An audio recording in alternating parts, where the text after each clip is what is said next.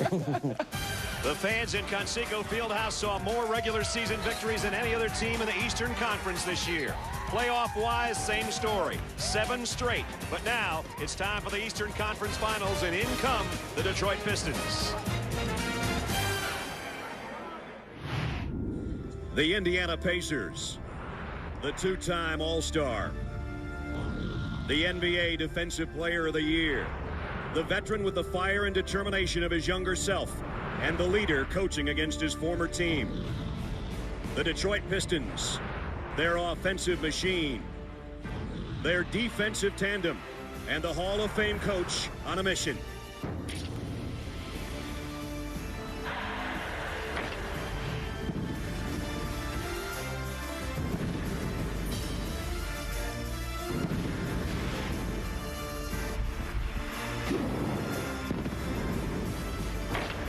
Tonight, the 2 best in the East begin their battle. The prize, a chance to play for an NBA championship. It's the Pistons and the Pacers, Game 1 next.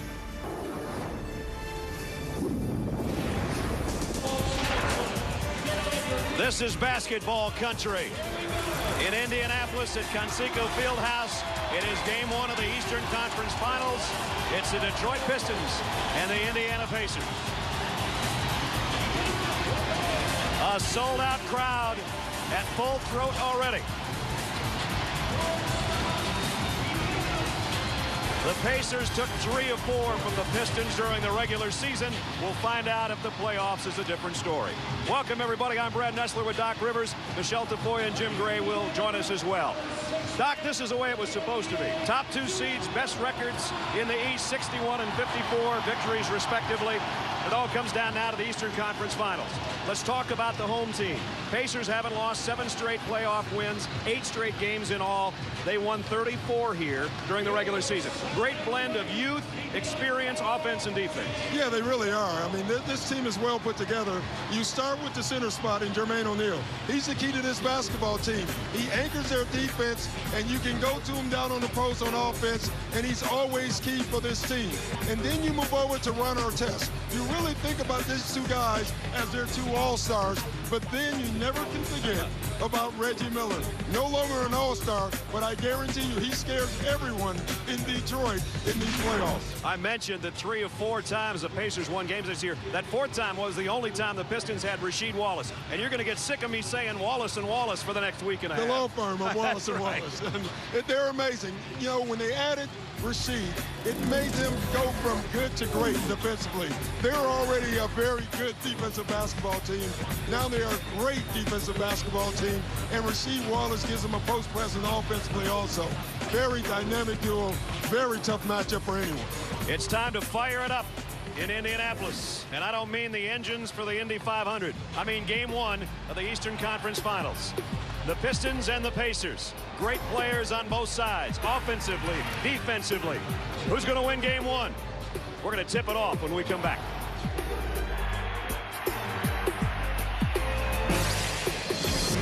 ESPN's presentation of the NBA Eastern Conference Finals. Brought to you by Bud Light.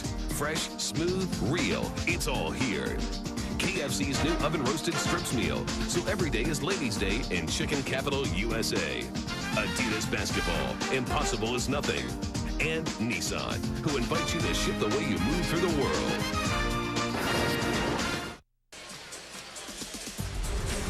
Back in Indianapolis, tonight's game presented on ESPN in high definition. It was a sweltering day in Indianapolis. It's about to get hot in Conseco Fieldhouse. Game 1 of the Eastern Conference Finals. And now for the Bud Light starting lineups in his 28th season as a public address announcer of the Pacers, here's Reb Porter. Now here's the starting lineup for tonight's opponents from Detroit, Michigan. Ladies and gentlemen, the Detroit Pistons. Starting at 1 forward for Detroit, number 22, Tayshaun Prince. At the other forward, number 30, Rasheed Wallace. Starting at center for the Pistons, number 3, Ben Wallace. And 1 guard for Detroit, number 1, Chauncey Billups. And at the other guard, number 32, Richard Hamilton. the head coach, Larry Brown, the Detroit Pistons.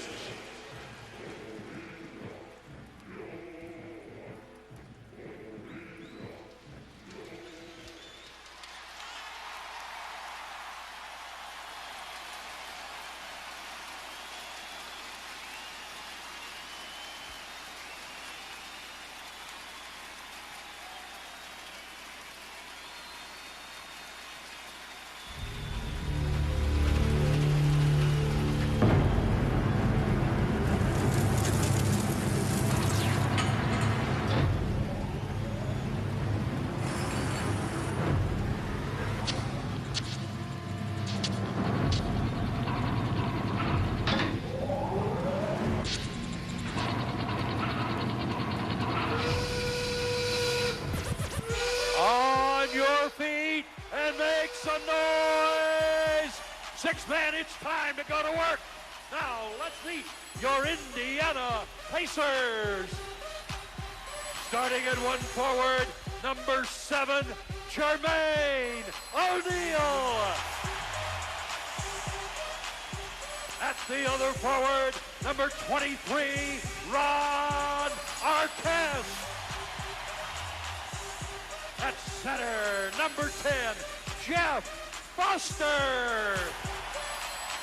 At one guard, number 11, Jamal Tinsley. And at the other guard, number 31, Reggie Miller. The head coach, Rick Carlisle, your Indiana Pacers.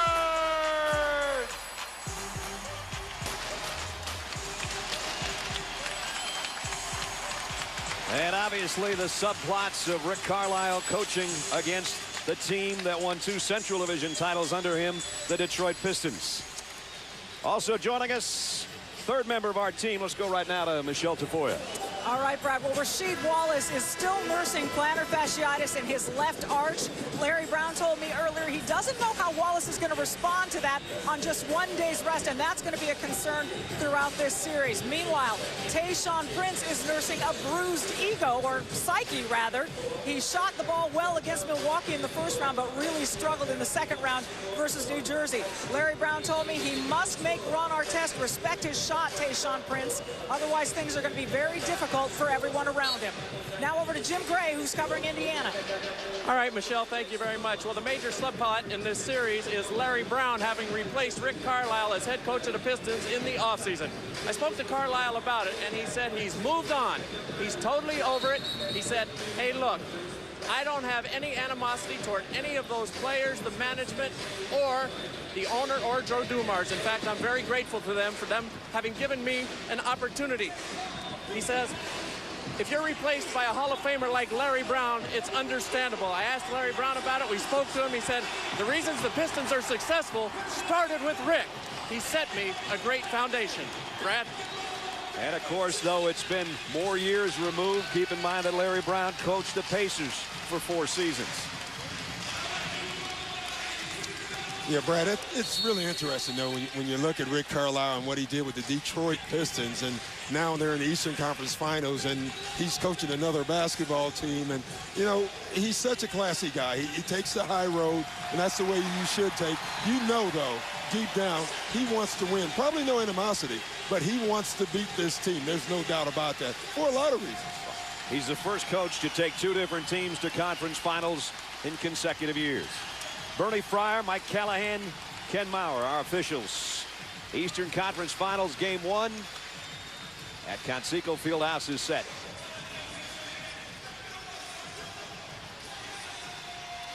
O'Neal and Ben Wallace to get it started. The Pistons will touch it first. Chauncey Billups and Rip Hamilton considered the better of the backcourts in this matchup. We'll see if that proves true over the next week and a half. The big fella with a hook shot to open. He's been much more offensive-minded in the last series, but he missed his opener. Yeah, I think Larry Brown's made a nice move with Ben Wallace, giving him the ball, you know, letting him feel the ball. As hard as he works off defensively, he should get some touches offensively. Artest goes all the way up And Hamilton with a rebound. Hamilton, the leading scorer in the playoffs for the Pistons, and he misses his first offering.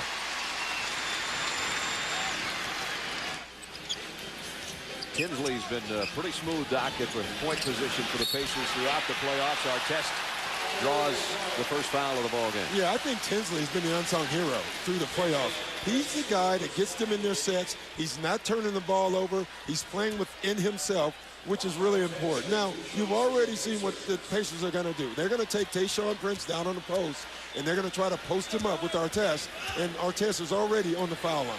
And while Tayshaun Prince is the longer of the two, the muscle definitely belongs to the guy at the free throw line. Yeah, but you look at these two teams, and you look at Detroit, and you look at them with power, with Ben Wallace and Rasheed Wallace, but they're really an outside shooting basketball team. And then you look at the Pacers, they're long and they're lean, but they're an inside post team. So that's going to be the play in this series. If the Pistons can shoot it well from the outside, or if the Pacers can pound the Pistons inside.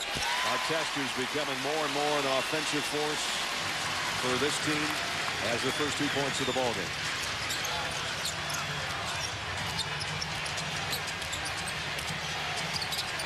And here's the matchup on the other end. Artest on Prince. 7 on the shot clock. Tayshaun looking for a screen and got it. And there's the first foul against the Pacers. Well, one thing I guarantee you, you're gonna hear a lot of is a whistle. And it's going to be a foul call because both of these teams are great defensive teams, and you don't play great defense without fouling a couple of times. Both of these teams have their superstitions, and one of them, people were asking Larry Brown whether he'd wear a tie to this ball game. He said, I didn't wear one last time, and I had kind of a Carolina blue golf shirt on. It worked pretty well in our last series. I think that's pretty much what he has on tonight. O'Neal on the baseline. Jermaine O'Neal, their leading scorer in the regular season. Artest, the leading scorer in the playoffs. Those two have the first 4 for the Pacers. Billups gave up a 3 and worked to the elbow for that one. Yeah, that's just his size. Billups knows with his size, he can always get his shot off, so that's something we should watch in this series also. Reggie Miller cuts to the basket, and Ben Wallace rejects that shot. The 33rd block shot just of the playoffs for Big Ben. He's been dominant in the playoffs offensively. Nice inbound to Artest. He missed with the left hand. Tayshaun Prince is happy, and now Prince running the other way, trying to beat him to the goal. Lost the handle.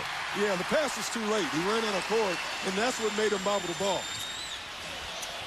Tinsley gives it up. Artest has really improved as a three-point shooter. This one's in and out. And it's Wallace with the rebound. And stolen by Tinsley. Tinsley takes it in off the glass. That's what he's done so well throughout the playoffs. Not a big scorer, but he sets up his team, and he had 3 games against Miami where he had 3 steals or more. Yeah, he has great hands. You know, he's been maligned about his foot quickness, but his hands keeps him out of trouble because he's able to reach and anticipate. They give Wallace the open look outside, and he buries it. Well, they're going to keep giving him that look, and if he keeps burying it, that's fine. I think Rick Carlisle will take that. You don't expect Ben Wallace is going to beat you from 17, right? You don't, but you're starting to. You're starting to believe. Jermaine O'Neal, whose range continues to increase. Tinsley wide open. And the rebound, Artest. And he missed the in close again with a stick back. Well, he's just so strong right now. You can see Tayshaun Prince really struggling with his power. Pistons with an opportunity to tie this trip if that shot goes, and it does.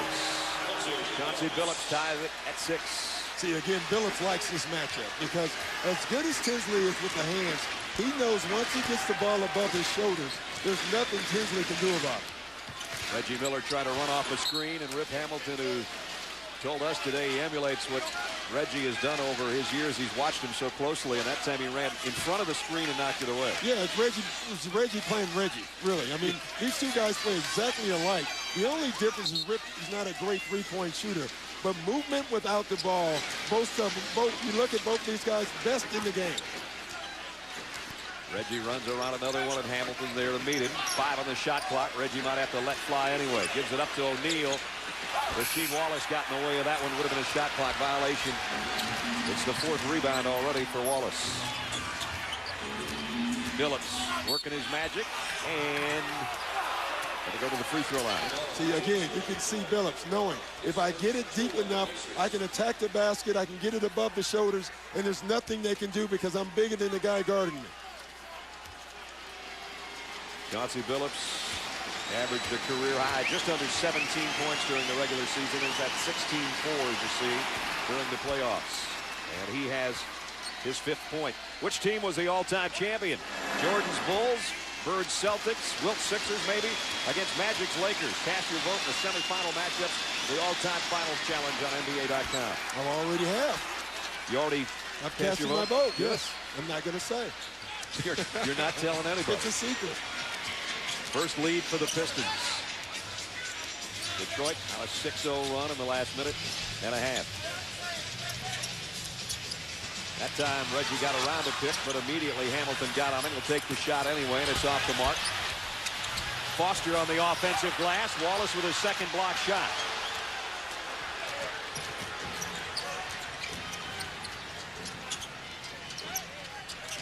Pistons trying to take the big crowd out of it early, and they have here on 6 straight points. Foster saves it on the baseline. Nice hustle.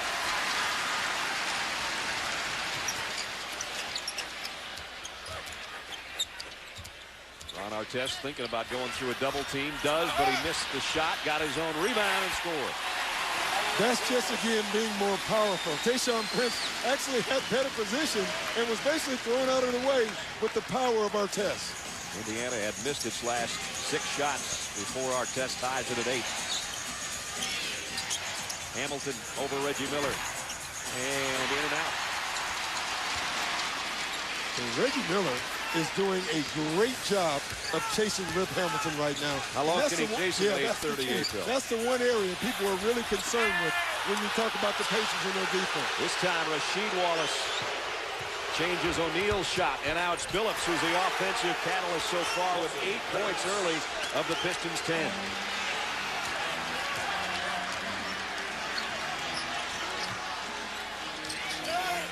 Reggie Miller looking for a foul call. Doesn't get it. I'm glad that they didn't call that. You know, that used to be an automatic foul call. Now the refs are going away from that. They're saying if you throw your body into the defender, we're not just going to give you a foul anymore. And I think that's a good no call. Neither team being given anything so far. 10-8 Pistons early. Larry Brown and Rick Carlisle. Quite a matchup as well. We'll talk more about that when we come back to Indy in a moment.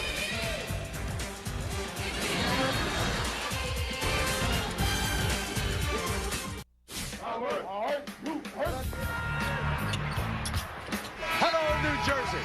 The Detroit Pistons and the New Jersey Nets will start the Eastern Conference Finals. With 2 years remaining on his contract in Philly, Brown stepped down today. Rick Carlisle is out as coach of the Detroit Pistons, fired despite 2 straight division titles. When you're fired at the peak of your success, there's cause for excitement as well. Rick Carlisle out in Detroit, replaced by the man he beat in the Eastern Conference semifinals, Larry Brown. I know I will do everything I can every single day to make it better.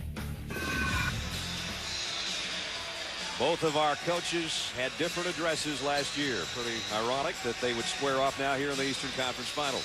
Yeah, pretty ironic, but what we all expected. I mean, when you look at these 2 teams before the season on paper, you almost had to make a guess that this is who would face each other in the East, and so they are.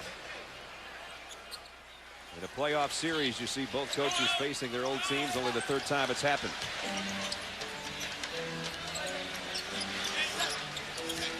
Reggie Miller feeds the post to O'Neal. He'll take the turnaround over Rasheed Wallace.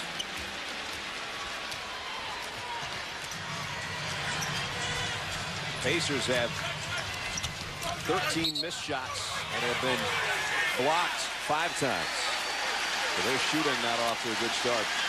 Yeah, Reggie Miller is not only a great offensive player, he's a great actor. And right there, he really sold the flop. He runs into Rasheed Wallace, which I thought was a pretty good screen, and gets away with it and gets a foul. He's a smart player also. You don't play this many years and is not a very smart player. He is. As Rip Hamilton told us today, he knows all the tricks. He said, I'm still trying to learn them.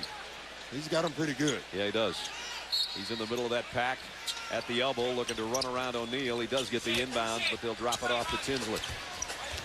5:40 to go first quarter, and the Pistons in front by 2. Ron Artest with Tayshaun Prince on him, drives with a left hand. Boy, he's been inside plenty of times. He just can't finish. Prince going the other way, and he scored. Yeah, one thing about Prince, they talked about how his confidence is down, and it is down a little bit. And I was talking to Larry Brown before the game. He said the one thing he does know about Tayshaun, it doesn't take but 1 or 2 shots to go in, and then he thinks he's the best in the world. So that could be the start of something. Well, last year he played very little or scored very little in the regular season. And then the playoffs began, and he was one of the stars for Detroit last year in his rookie season out of Kentucky. Yeah, I had a lot to do with that. You know, I was coaching the Orlando Magic at the time, and we had the Pistons down. They bring in Tayshaun Prince.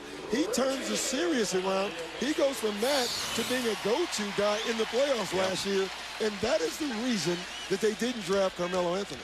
You know, they looked at Tayshaun and said, hey, listen, we already have one. Reggie Miller at the free throw line. He might as well just rack those up.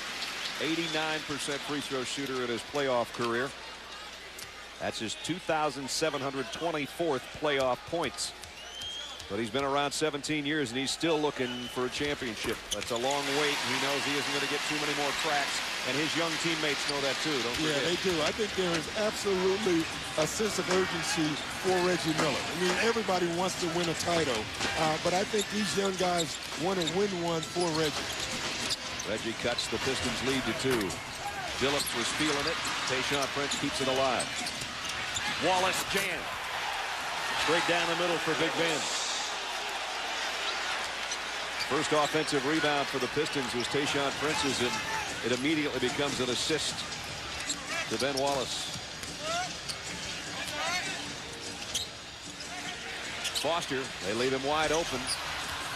He had one big game against Miami, career highs of 20 points and 16 rebounds, but he's not a big scorer. No, he's not, but he's a nice role player, and he's going to have to be effective, or they're going to be able to get away with fronting Jermaine O'Neal and limiting his catch. Oh, Hamilton, I didn't think he had enough room on the baseline to score that one. See, that's the advantage he knows he has over Reggie Miller. They both play the same game, but he knows he has a quickness advantage and can take them off the dribble. Pacers have missed 12 of their last 13 shots. They find themselves down by 6 at home here in game 1.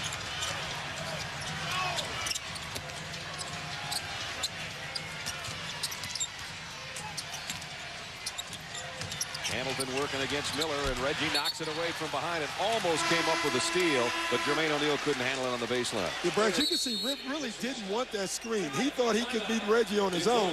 He actually was trying to get the screen to go out of the way because it brought more traffic. So the Pistons have opened up a 6-point lead here in game 1 of the Eastern Conference Finals.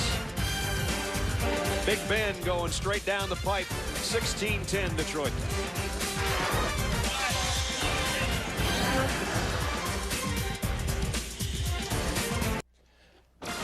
Game 7 of the Eastern Conference Finals in hockey. Bill Davidson, he owns the Pistons and the Tampa Bay Lightning. He went with the Lightning tonight. Good call, because right there, Frederick Modin makes it 2-0 Lightning. But the Flyers battle back. Kim Janssen, the goal here. Stephen A., of course, covering this game. 2-1 your score right now. We'll keep you updated. Brad? All right, fellas, here it's Detroit leading by 6, and sometimes you have to travel around the NBA to become a star. You don't necessarily become one in one spot. That's the case with Ben Wallace and Chauncey Billups. Much traveled. Bullets first, undrafted out of Virginia Union, then Orlando. Came to Detroit in the Grant Hill transaction. How about Chauncey Billups? Started off in Boston and Toronto, then Denver and Orlando. Doc said he never even saw him in a uniform down there. Then on to Minnesota, starting point guard for a time, and now they are 2 of the mainstays for the Detroit Pistons. You know, it's a great example, and more in Chauncey's case than Ben's. Ben needed time to grow, and he did. Chauncey needed the right fit, you know. He played everywhere he went, just didn't fit perfect. This is a perfect fit for the way he plays, and that's why he's playing so well. And on cue, he knocks down a 3. He has been definitely the right fit for the Pistons in this opening quarter. You know, people didn't know if he was a point guard or a two guard. They kept moving him around to both spots, and now, obviously, he's proven that he can play the point guard position. He's got 11 points. It's an 11-2 run right now. That just got stopped by Jermaine O'Neal. They've got to get Jermaine O'Neal more involved right now. Yeah, they really do. They really do, because most of his touches have come on afterthoughts. That was out of a zone. Detroit came out and played a zone, which is interesting because Larry Brown really does not like playing zone, but it's been effective. Look at this matchup. Artest on Rip Hamilton, and he couldn't get that big body around the screen, and Rip knocks down the jumper. I think it's a tough matchup for Artest. Rip Hamilton is the guy that moves without the ball. Artest does great defense on the ball, so I think it's a very difficult matchup for Ron Artest. In the last series, Artest played the rookie sensation of Miami, Dwayne Wade, a lot, but that's a guy that isn't as slithery as Rip Hamilton and isn't as experienced, obviously. And Wade's a guy that gets most of his points off the dribble. You see, you look at Rip Hamilton, he doesn't touch the ball until he shoots the ball. Catch and shoot. That's what makes him so effective. And boy, when he gets in a groove, look out. So Rip has 4, 11 for Chauncey Billups, Ben Wallace with 4. Now Jermaine O'Neal, the leading scorer, with 4 for the Pacers at the free throw line. And you look at the Pacers and you see 12 points. I look at the fact that they've had great shots. So if you're Rick Carlisle, you're not that upset. You're not making shots. You're not playing well right now, but you're getting good shots. Artest, how many? 4? One for 8, and I bet 4 of them at least were within 3 feet, right?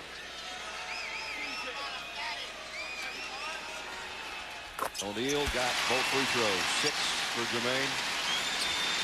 It's a 7-point game with 2.5 to go first quarter. Pistons on less rest definitely have come to play on the road. Billups again working around Johnson this time and draws a foul. Brad, we were talking about it in the break. You don't see Chauncey Billups come out this aggressive usually. You know, usually he kind of gets everyone else involved and then interjects himself into the game. He's come out in this game thus far extremely aggressive, trying to score almost every time he's touched the ball, and he's been effective by doing it. Remember last year in the playoffs, he was playing with that sprained ankle that really hampered him throughout the playoffs. Off to a great start here with more on Chauncey. Here's Michelle. Yeah, Larry Brown told us earlier it's a rare quality when you're not afraid to fail, as Chauncey is. You have a tendency to be able to step up. It's about not being afraid to fail. He says sometimes to a fault with Chauncey because he'll take shots and settle too soon, but in most cases, as we've seen in his playoffs, that lack of fear of failing has really helped Chauncey Billups. Certainly not failing in the first quarter. No, and what Michelle was saying also is that's what enables him to make big shots. Absolutely. Because he believes that he's going to make those shots. As Reggie Miller does for the Pacers. Here's Bender off the Pacers bench, and he knocks down a 3. Jonathan Bender. This young guy is starting to come into his own. You know, he reminds me a lot of Tracy McGrady when you look at his body. He also, his career so far, reminds me a lot of Jermaine O'Neal. Young is taking time, and there's Rip Hamilton again off a screen. You know, right now it's the Indy 500, but Ron Artest's stock car and Rip Hamilton's Indy Series. He just ran around that screen, and Artest just couldn't get that body around there, and they've done that twice now in the last 3 trips down court. Harrington with a chance to add 1. See, the thing I like about the Indiana bench is his energy. Bender brings energy. Al Harrington is their energy. So it's a good match bringing these two guys in off the bench. You look at Jonathan Bender starting to make the 3 with his length, and he able to take guys off the dribble and get Harrington attacking the basket. That's what they need. Even though they're down by 6, the Pacers starting to pick up the pace, and their bench has been sensational in the playoff, especially the first round. They went to sleep a little bit against Miami, but in the first round against the Celtics, their reserves were sensational. Hamilton's now got Johnson on him, so a switch has been made there with Artest now on Corliss Williamson. And here's a foul as Wallace takes it to the rack, and Bender will pick up the foul. You know, I'm looking at Jonathan Bender, and he's upset a little bit at the foul, but it's a good foul. You cannot allow Ben Wallace to get dunks. You would rather for him to go to the free throw line. Where he's shooting 49%. Good foul, and now he has to shoot free throws. Exactly. Which means he'll make both. He probably will, now that I've said that. 49% on the regular season for Ben was a career high. 48% so far here in the playoffs. Right on cue. Yeah. There you go, Ben. He is shooting the ball. We watched him shoot before the game. And, you know, obviously sometimes the results aren't great, but his shot is looking good. It really is. Got one of two. Harrington clears the glass.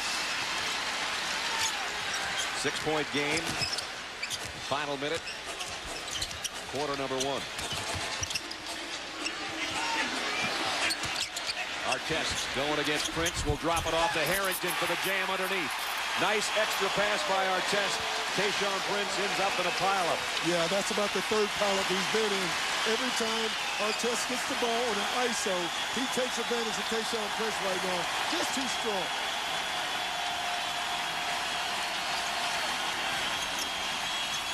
Williamson throws it away. Johnson bringing it the other way. The crowd on its feet. Final half minute of the first quarter. Bender leaning in, leaning too much, or did he travel? He did. I thought he took that extra step before he got to contact. I think that's an excellent call. Watch down low. 1, 2. That third step is why you had to call it. First turnover by the Pacers in the ball game. In the regular season game they lost to Detroit, they turned it over 21 times. Well, Rick Carlisle said they can't turn the ball over. That's giving the Pistons points that they normally wouldn't get. We cannot give them easy hoops. Eldon Campbell trying to post up Austin Crozier. And they turn it over. Yeah. I tell you, again, Rick Carlisle goes to his bench. He brings in all these energy guys, and it's turned the atmosphere around in this arena. Now the Pacers with an opportunity for the final score of the quarter, and if they get it, everybody that's standing will continue to stand. Final 5 seconds of the quarter. Artest against Wallace. Top 2 defenders the last 2 years.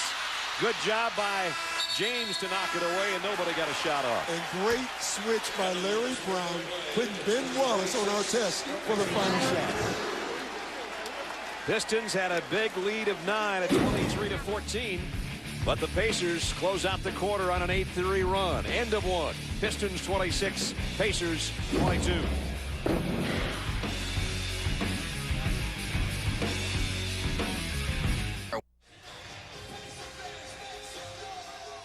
Our aerial coverage courtesy of the Goodyear Tire and Rubber Company and its fleet of airships, reminding you to enjoy the drive on Goodyear's new Assurance tires. Brad Nessler, Doc Rivers, Michelle Tafoya, Jim Gray in Indianapolis. The Boom Babies, I tell you, youth has been served with this franchise, the Indiana Pacers. You talk about Jermaine O'Neal. If you can believe it, he's in his 8th year in the league, and he's only 25 years old out of Eau Claire High School in South Carolina. Al Harrington coming out of St. Patrick's in New Jersey. He's 23. And then out of Picayune, Mississippi High School in his 5th season already is Jonathan Bender, getting better every game. You add that to the fact that Ron Artest is 24 years old, and you're talking about 4 really good players on the same team. Jim? Yeah, it's amazing. Well, Brad, I spoke to Jermaine O'Neal about this, and he said the one thing that I really had to improve this year was my leadership. I had to be more verbal both on and off the court. I had to let everybody know that they had a responsibility. He said, take, for example, Ron Artest and I, we didn't talk last year. I had to get to know him. I really had to try and understand him, so that's what I have done this year. I had to count on him both on and off the court, and the only way to do that was to get to know him. Now I think I know him. That's why he's calmed down, and that's where I've asserted myself.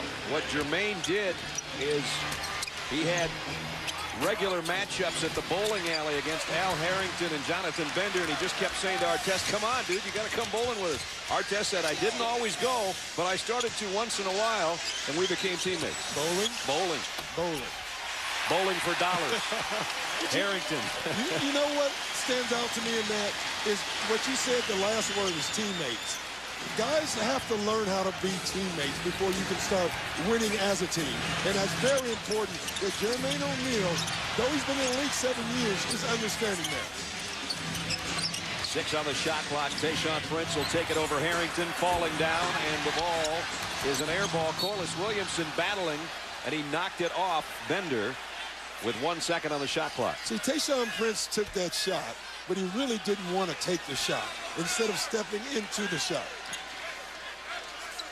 1 second. This is where they're looking for Derek Fisher. Yes. Actually, that'd be too much time for him. Wow, that certainly was. that was a home court buzzer. Yeah, that was less than .4. I can guarantee you that. I'm with you. Wow, that was quick. Anyway, back come the Pacers, and it'll be a foul on Mike James. See, what Mike James is doing is what Detroit did in the game that they beat the Pacers. Tinsley didn't play in that game. Right. And so they pressured all the way up the floor, which caused problems. Tinsley had the flu in that game. In fact, he was only a starter in one of the games this year against Detroit. Of course, early in the season, Rick Carlisle sat him down to try to get his head in the ball game, and it worked. Ron Artest has just tied it up. You know, so far what stands out in this game is that the Pistons have to find someone who can guard Artest, and then the Pacers have to find someone who can guard Rip Hamilton. Eldon Campbell, the veteran on the baseline, hits it. His first point, giving Detroit a 2-point advantage with 10 minutes left in the half.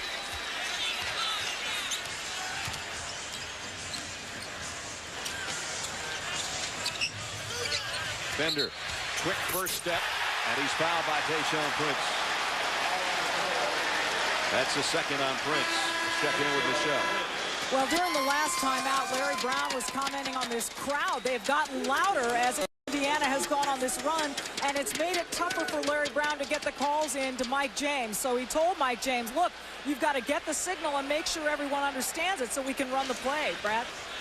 Well, on top of that, when you don't have a play and you don't know a call, you always look for your best player, and you just try to get him the ball. Bender this time runs into Okur, and the ball comes out. Turnover by the Pacers.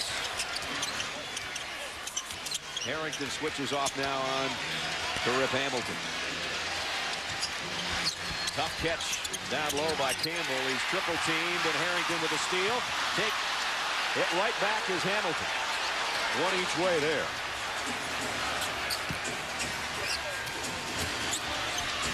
Williamson.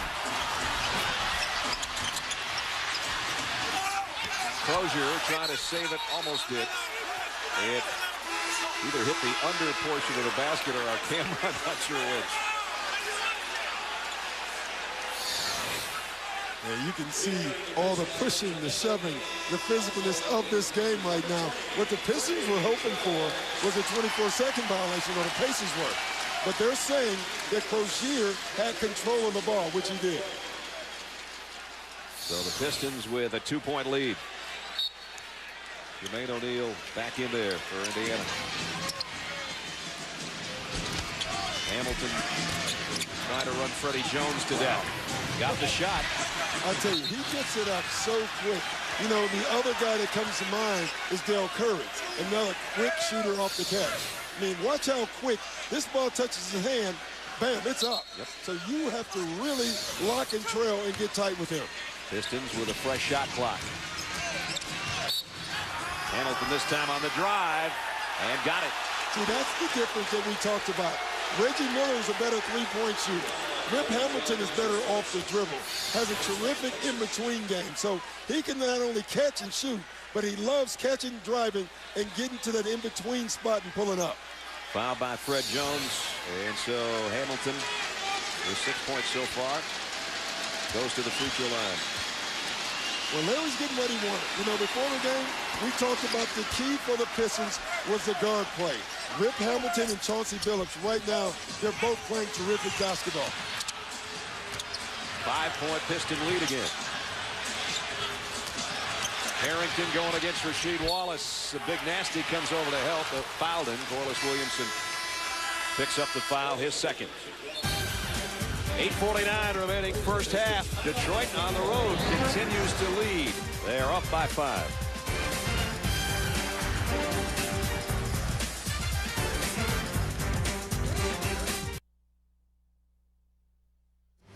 ESPN's presentation of the NBA Eastern Conference Finals. Brought to you by Sky Sport, the new low-carb, ultra-premium malt beverage with a taste of citrus and cranberry. And Jeep, trail-rated capability, only in a Jeep 4x4. Kevin Frazier, Greg Anthony in the studio, checking in on Game 7 of the Eastern Conference Finals. Once again, 2-1 Tampa Bay, but Robert Ashe standing on his head. If they come back, the Flyers and win this game, it's because of that man, Robert Ashe. At least that's what our resident hockey expert, Stephen A. Smith, told me when he sent me his 2-1. Okay. Well, the winner of this game will take on Calgary when the Stanley Cup Finals presented by Nextel get underway Tuesday at 8 p.m. Sports Center at the Stanley Cup kicks things off at 7:30. Brad? All right, Kevin, I know Greg's an expert on the National Hockey League. That's good to hear. Yeah. 31-26. We take a look at our McDonald's NBA brackets. Game 2 in this one will be Monday right here in the West. The Lakers already lead the Minnesota Timberwolves 1-0 after their victory last night. Surprised at that, Doc, or not? No, I mean, L.A., they're playing great basketball. When you think that they won 4 games in a row against the San Antonio Spurs, them going into Minnesota does not surprise you, though I think Minnesota will come back and get back into this series. Minnesota a little drained maybe by their previous series? Yeah, I think emotionally they had to be. I mean, it was such a tough series when you think it went down to the final shot. So it's very tough to conjure up spirits every night and emotions every night. And you can see that in Kevin Garnett. Shaquille O'Neal couldn't be stopped last night. So far, the Detroit guards can't be stopped here tonight. Phillips and Hamilton doing all the damage for the Pistons. Corliss Williamson trying to back in on Bender. Got his own miss. Tried again. And O'Neal with a rebound. Pacers started off 3 out of 19 from the floor, but they have hit 6 of their last 8. So they're warming up a little bit. Trailing by 4. This guy's been huge for him. Harrington off the bench, and he's got 10 points. Yeah, he's not allowing the size of Detroit to bother him. He's using his quickness as his advantage for him. Harrington, the leading scorer for the Pistons, one of the top 6 men in the business. Rip Hamilton has this one rim out. Williamson will try it again in close. But, you know, Rip Hamilton calls that, you know, because he beats guys off the screen. They have to help, and it puts other guys in good defensive position. So that's an assist to Rip Hamilton.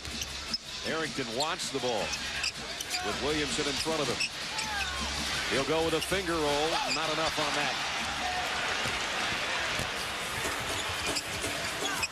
Let's see if Phillips starts to warm up again. He's got 13 points all in the first quarter. He has his pocket picked here. And I was just going to say, the difference is Anthony Johnson is bigger. So Phillips just can't bully him and shoot over him. He's he's a great defensive player, has great hands, and you can see the size here. That makes the difference. He just palmed that ball and took it away from him. Anthony Johnson, who, of course, was in the Eastern Conference Finals last year as a member of the Nets. He also was on the Magic. You know, I'm watching all these guys. Maybe if you had them all, you wouldn't be sitting here. Most likely not. Here's Tinsley back in at the point. Reggie Miller's back in there. O'Neal, Harrington, and Artest.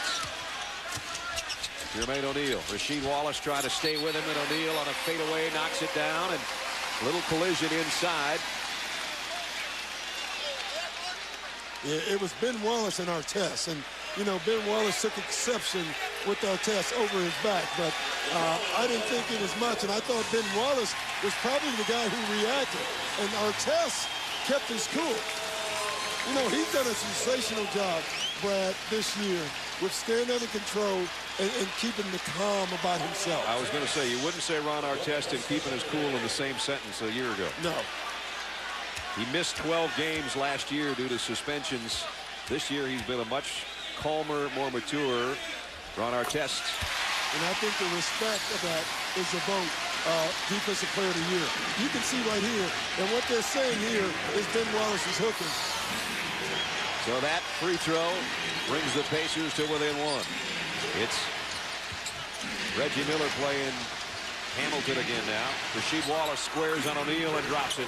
Brad, he is so good down there. The one difference that I've noticed since coming to Detroit, he takes less threes, he takes more post shots, and he's a better player because of it.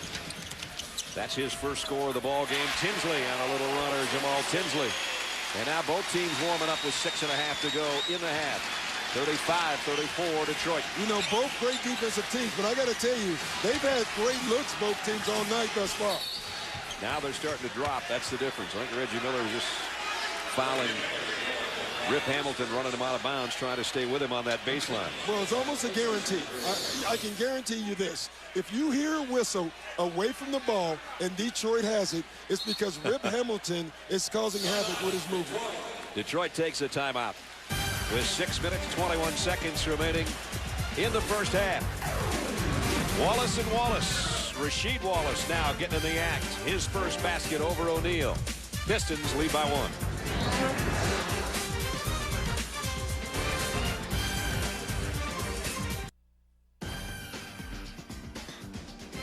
You're watching the NBA Eastern Conference Finals on ESPN. Where the Detroit Pistons lead the Indiana Pacers by 1. Rasheed Wallace had the basket before the timeout. 3 different teams he played for this year. Obviously started with Portland, where he spent most of his NBA career. Then he had a 1-game pit stop with the Atlanta Hawks. They loved him as a teammate. He had over 20 points. I don't know if they let him keep his jersey or not. And then he came here February 19th in a trade to Detroit, and it's made them so much better. They've gone 20-6 the regular season since his arrival. Let's check in with Michelle. Yeah, when he came to Detroit, everyone knew Rasheed had a great reputation as a great team player. But what both Chauncey Billups and Rip Hamilton told me was they've been surprised how great he is on defense. A terrific communicator. He's made them all better on the defensive end, Brad. He's so long down there. He plays like he's 7'1" with those arms. Detroit turns it over for the 9th time in the first half. And now the Pacers have an opportunity to lead, and they haven't led in a long time. And nice job by Rick Carlisle coming out in the zone defense, knowing that the Pistons have been setting up a man-to-man play. So good move by Carlisle. Wallace cleans the glass for the 8th time in the first half off the O'Neal miss. As you can see, one team is heating up and one is cooling off. Yet you look at the score, it's a 1-point game. And in the 4-game regular season matchup, you never saw these teams average 80 points, so we're a little bit ahead of pace. Artest for the lead. O'Neal keeps it alive. And the Pacers do lead. You know, I was watching Jermaine O'Neal come up the floor, and I was thinking, they got to get him involved somehow. Now, on this, he got involved himself by going up, getting an offensive rebound, and now he has a chance for a 3-point play. But you look at the numbers, the Pacers are really struggling from the field, and they have the lead right now. By 1 with a chance to make it 2. Corliss Williamson comes back into the lineup, and Okur goes out. Ben Wallace now with 2 fouls. That's something to watch with 5:23 remaining in the half. You know, the Pacers were talking about not turning the ball over. Right now, it's been the Pistons. Pistons have 9 turnovers already. O'Neal caps off the 3-point play. 11 for Jermaine. And the lead is 2 for the home team. First lead since it was 6-4.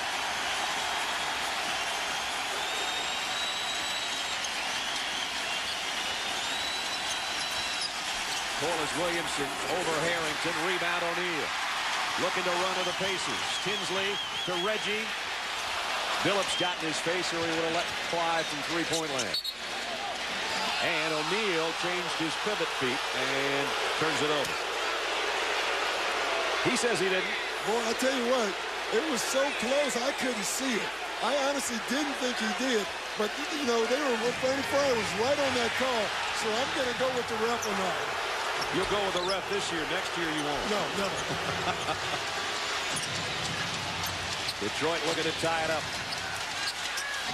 Corliss Williamson leaves it for Wallace. One of the Wallaces comes up with it. It's Ben. Now it's Rasheed.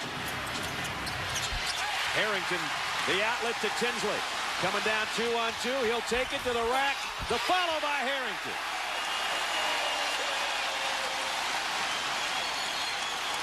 Pacers match their biggest advantage of 4. Larry Bird likes it. I'm watching Larry Brown. And what Larry Brown is trying to tell his guys to do is calm down. Let's not get caught up into it. Every time the Pacers have had a chance to run, they have taken advantage of it. They understand it's tough to score against the Pistons. Anytime we can get easy shots, we're going to try to get it. Speaking of running, it's a 13-4 Pacer run right now. Wallace Lost the handle going up. Artest just muscles the rebound. Harrington's been big in this first half. Reggie Miller for three. And Ben Wallace is going to be in double figures in rebounds before the first half is over. That's no big surprise. And timeout, Detroit. Good timeout. This timeout is all about taking the noise you hear right now out of this game. 3:54 remaining in the half. Everybody up in Conseco. Their Pacers now lead by 4.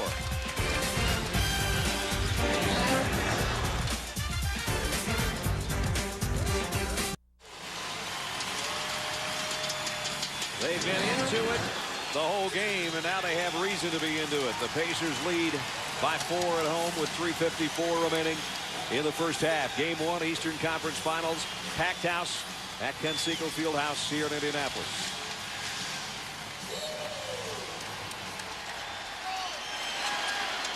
The Pacers haven't been in the finals since 2000, and they want to go back. Wallace has missed twice in close.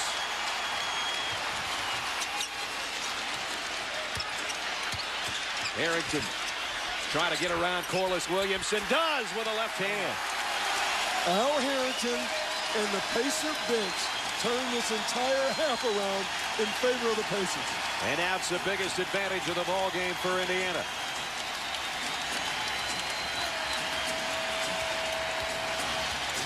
Can Billups quiet the crowd? Momentarily he does. 15 for Chauncey. What was that size? That's all that was. It was size. He looked at Tinsley and said, I'm bigger than you. I'm going to back you down, and I'm going to shoot over you. That ended a 3.5-minute field goal drought for the Pistons. 3 minutes to play in the half. Artest hits the outside jumper.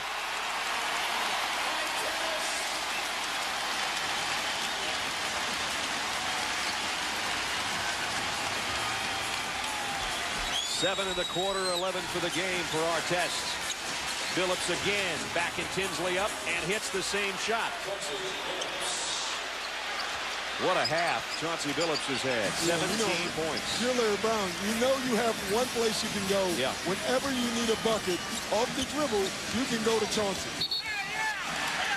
Jermaine O'Neal and Rasheed Wallace get tangled up. It's getting chippy out here. It really is. And usually teams wait till like game 5. I think they've started right now, Brad. It's definitely getting a little chippy. Both teams said they wanted each other in the Eastern Conference Finals. They've got it. We've got a good one.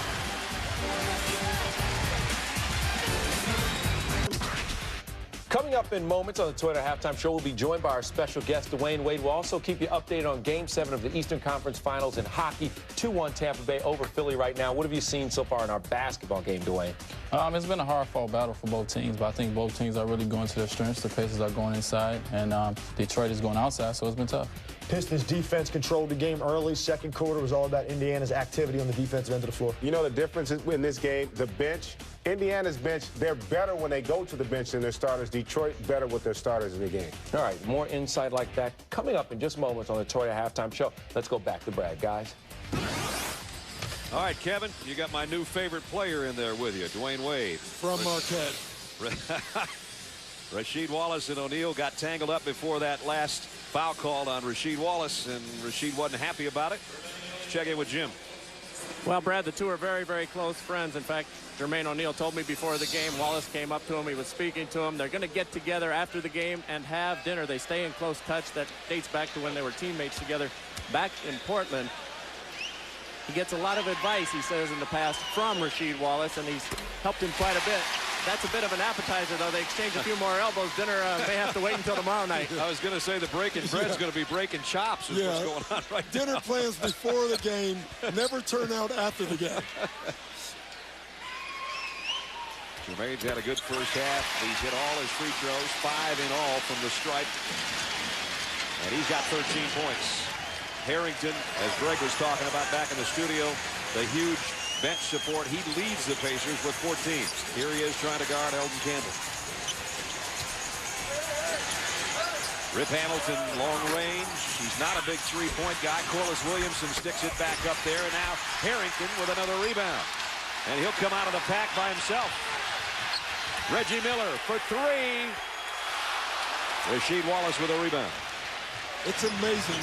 When Reggie Miller gets the ball, the entire crowd, his bench, and his coaches raise the three-finger because they know what's going to happen. I came up a little bit on my chair on that one. And now there's going to be a foul on Harrington.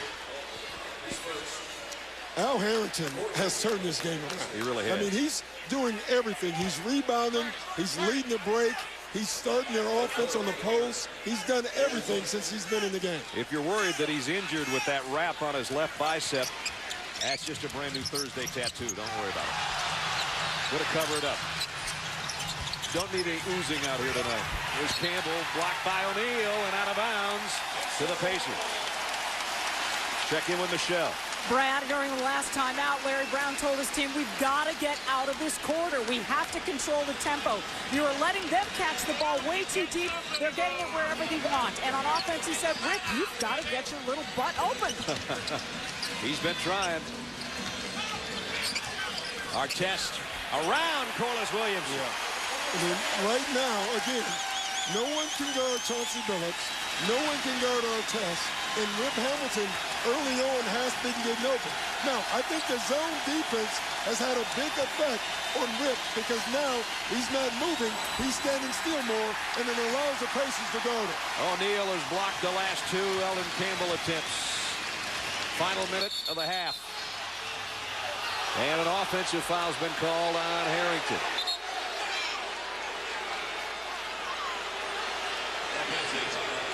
Well, Al Harrington is upset because he's saying flop. He absolutely put his arm up there. Now, whether it's a flop or not, it still gives the officials a chance to call it. You know, I don't know if he did it enough for him to fall. See, that's a flop. But the fact that you put your arm in there allows that player to flop. And that's why the officials called it. It wasn't a foul, but he gave the officials a chance to call it. And they'll call that one just about every time. 8-point lead, Corliss Williamson inside. Nice drive to the basket and a good look on the pass. Williamson with 4 off the Detroit bench. And he's been effective. Final 30 seconds of the half. 10 on the shot clock. Artest. Can Williamson stay with him? Tried a little scoop shot on the baseline, and now it's a foul on Corliss Williamson. And the intensity is picking up. That's 3 on Corliss Williamson. And that concerns Larry Brown. Tomorrow night on TNT, the Lakers in Minnesota will go at it. Game 2 of the Western Conference Finals at 8:30 Eastern. And then Tuesday night on TNT, the Lakers and the Timberwolves. Game 3, 9 o'clock in the Western Finals on TNT. And Ron Artest. This is his first free throw of the ballgame. Pacers have only missed 2 free throws in the first half. So between the bench scoring and what they've done at the line, they've helped their cause. And there's what Ron Artest has done so far. Yeah, but, you know, the game started and it was all Detroit's energy. Rick Carlisle goes to his bench, and from that point on, it's been all about the Pacers and their energy. And Larry Brown is right. What he's trying to do is get his team out of this half and get them out of this half without being down by 10 or 12. Let's see if they can get the last score of the half. They trail by 7. Billups has been the workhorse and the scorer for Detroit. Anthony Johnson is on it. Chauncey, did he walk with it? Yes, he did. See, another great substitution. Rick Carlisle knew. What are they going to do? They're going to ISO Chauncey. They need a bucket. So he brings in Anthony Johnson, a bigger guard, a guard that can do a pretty good job on him, and he causes a turnover. 4.6 remaining in the half. Pistons will be trailing at halftime. Indiana's got it when we come back. Brad Nessler, Doc Rivers, Michelle Tafoya, and Jim Gray back with you. Final 4.6 seconds. This is when I look at Miller time. Yeah, I think so does Detroit. Wouldn't be shocked to see them go zone, but they won't do that. They're going to try to pressure the ball and make Indiana take a tough shot so they can't get in their offense in time. Fred Jones is in there. He'll be the guy to trigger it. Johnson, Miller, Artest, and O'Neal, the other 4 Pacers on the floor. And now you hear the chants of Reggie from the sellout crowd. Oh, they've seen it. They've seen it. We've all seen it. Right now they've got both Okur and Billups shadowing him. Jones gets it into Artest. He puts it on the floor, and he'll have to muscle up a shot. And he got a decent look, but it's an air ball to end the half. The Pacers to close the half on a 16-6 run when the Pacers were leading, and now it's Indiana on their home court with a halftime advantage, leading by 7. Let's check in with Jim Gray. All right, thank you very much, Brad. With Al Harrington, he had 14 points and 6 rebounds. How did you manage to turn this game around coming in off the bench? I just came in just to play the game. You know, a lot of the media have been saying that our bench was struggling, so, you know, I took all the pressure on me and I had to come out and play good. This team started 3 for 19. Did you feel as though you were going to dig too big of a hole? No, not really. I mean, you know, I know we play defense so we can get stops, so we can weather, you know, bad offensive storms. And we did that, and, you know, now we're back in the game. We're winning. Al, you got popped in the chest and you've had trouble breathing the last minute. What's the problem? I caught an elbow in the middle of my chest and it hurt like crazy, so I'm about to go back and get some treatment. All right, Al, thank you for your time. Good luck in a second. All right, back to you, Brad. I don't think that's going to be the only elbow to the chest in this series. Pacers leading by 7. Coming up, Toyota halftime show. Kevin and the crew. We'll look at the Flyers Lightning Game 7. Dwayne Wade's in the studio with him. Diana Taurasi returns to Connecticut, the WNBA today. Here in the first half, the Pacers so far have held home court. They came from behind. They lead by 7 at the break. 48-41, Indiana. Welcome to the Toyota Halftime Show.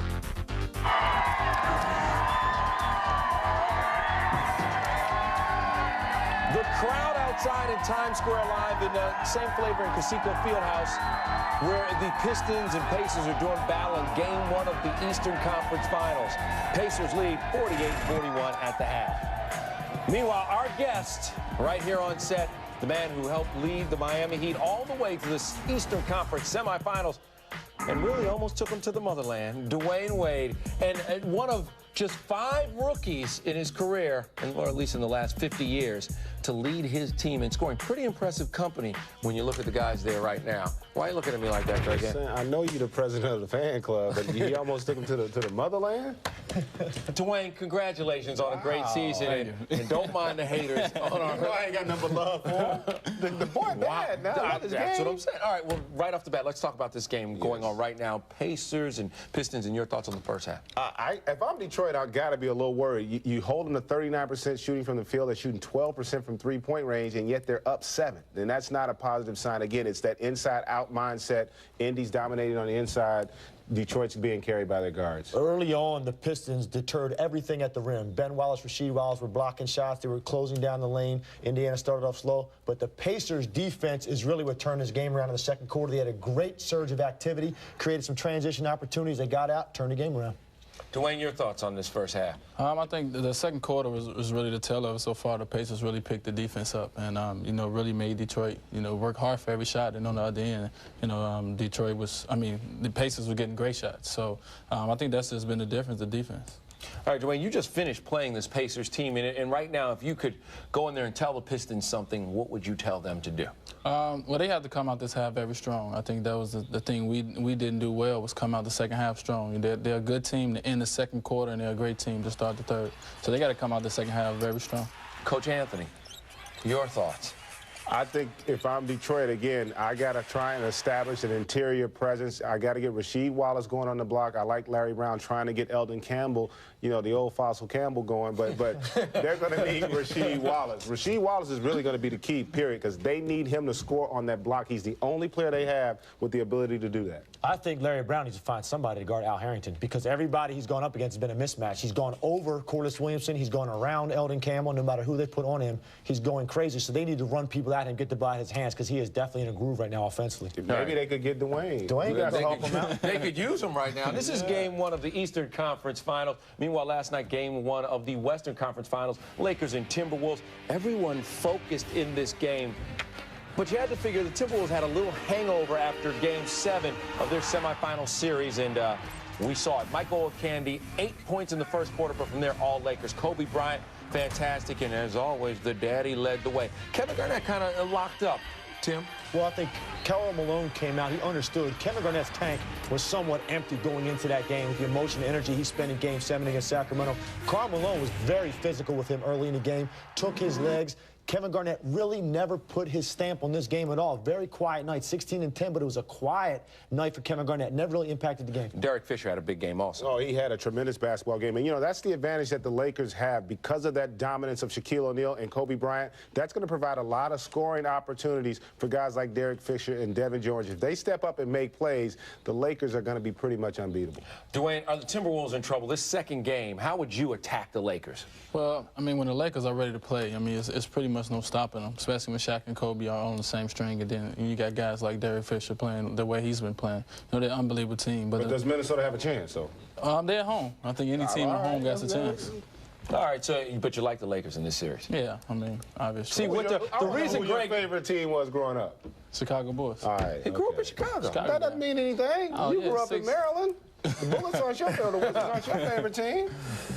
You're real funny. I was a big Vancouver Grizzlies fan until they drafted his point guard out of UNLV. They wrecked everything. They wrecked it. So I had to find another team.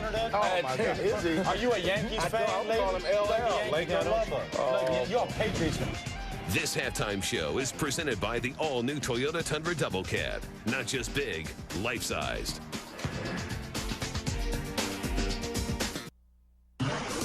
Welcome back to the Toyota Halftime Show. Hey, a big first half for Jermaine O'Neal, 13 points. He didn't wear the goggles. He's 4 of 8 from the floor. He also has 7 rebounds. It's one of the reasons his team has the lead at halftime. Meanwhile, let's check in on the hockey game between Lightning and Flyers, Game 7. Bill Davidson owns the Pistons and also the Lightning. His team started off fast. They were up 2-0 after Frederick Modine's goal, but Tim, your guys from Philly came back. They're fighting back. If the Flyers lose this game and another Philadelphia team takes us to the brink without winning something, the Ben Franklin Bridge might collapse. All right, well, it's 2-1 Lightning right now. Meanwhile, WNBA basketball and Diana Taurasi back in Connecticut, skating on the Connecticut Sun. Dwayne, she had 26 points. She can go. Yeah, she can go. She plays with so much poise. She looks like a veteran out there. She's on the rookie. I love her game. Mr. WNBA, Greg Anthony? No, that's the Lady Larry Bird. That's all I got to say about that. He's already got his names and everything. To be called a game. You are ready to call your WNBA game. I can't wait. Meanwhile, 2004 French Open coming up Monday. Who do you like in the French Open? You know, I got to go with my hometown, Andre Agassi. Yeah, Dwayne, who you? And I'm going to take a Williams girl. I'm not a big French Open guy. Do you like French fries? Yeah, I like French. I took French, but I'm But you know what? You would watch. You're going to watch French Open this year, though, right? Yeah. Right. Yeah. Oh, yeah, he's believable. This halftime show is presented by the all-new Toyota Tundra Double Cab. Not just big, life-sized.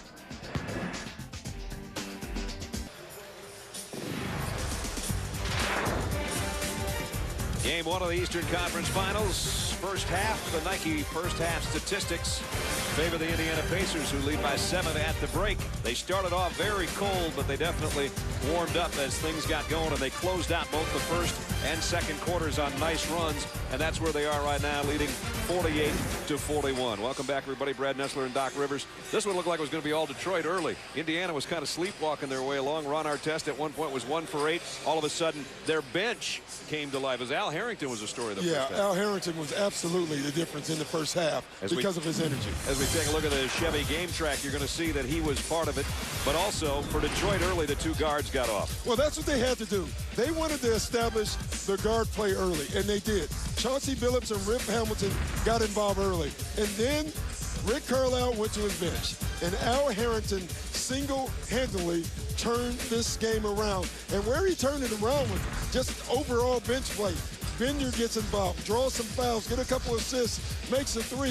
I think the energy is the difference. The hustle board is the difference so far in the first half. Mike Brown and Ron Artest talking on the sideline as we check in with Michelle Tafoya. Well, I checked in with Larry Brown coming out of the locker room. He said foul trouble really hurt his team early, that the team lost its poise when they got into foul trouble. He said we also didn't share the ball well, and that was a problem. And most of our turnovers came when guys jumped up to take a shot, then tried to make a fancy pass instead of making the pass before they jumped up to take a shot. He also wants to look for his team to get to the foul line more so their free throw attempts go up. Now let's check in with Jim Gray, who's covering Indiana. Jim?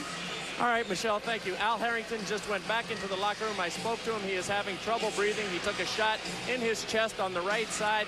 David Craig took him back there. He may go take a little bit of oxygen. He hopes to try and play here in the second half. As for Rick Carlisle, he told me that he can't let these two guards continue to get off, Hamilton and Billups, and he said we must start the third quarter much better than the first. We can't dig a hole like that again. We won't dig out. All right, Jim, we have to watch Al Harrington's situation very closely because he was a huge part of that first half, as we talked about, and we're underway in the third quarter. And I think that the two things the Pistons have to do a better job, they have to get to the foul line, number one. The Pacers shot 15 free throws to the Pistons 7, and they can't turn the ball over. The Pacers forced 10 turnovers in the first half. And so if you want to watch a stat, those are the two. And part of what you saw graphically there fits exactly with what you're saying. To get to the foul line, you got to get some of your big guys going to the rack. Tayshaun Prince on a runner didn't get fouled, but he did knock down only his second field goal. But Billups and Hamilton can't do it all by themselves. No, they can't. I think the other place they have to go is Wallace. Rasheed Wallace down on the post. Here's Jermaine O'Neal.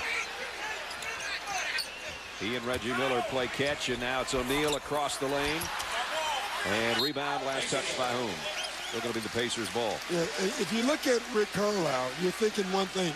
We haven't really got Jermaine O'Neal involved on the post. He has scored, but not much on the post. Remember, only 3 on the shot clock as Reggie Miller inbounds. Artest fades away. Long shot and got it. Well, he intercepted the pass to Tinsley. That ball was going to Tinsley, and Artest plays defense on offense and scored 3. Boy, this guy's multifaceted. You can talk all you want about his defense. His offense just keeps getting better. 8-point Pacer lead again.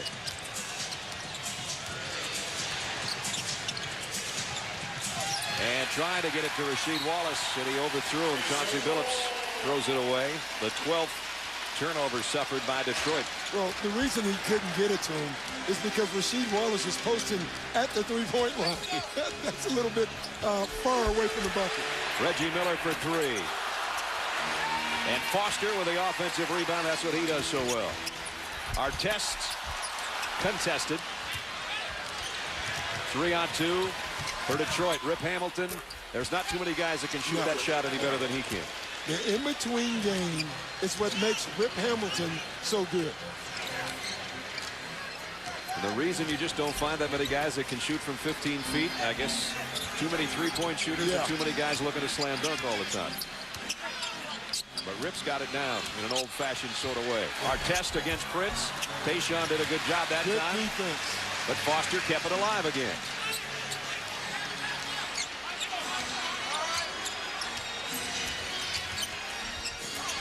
O'Neal worked to the elbow. That's his spot. He knew where he wanted to get to, but he missed it. Tayshaun Prince has come out in the second half, Brad, and you can see he looks like he has more confidence. Definitely more energy.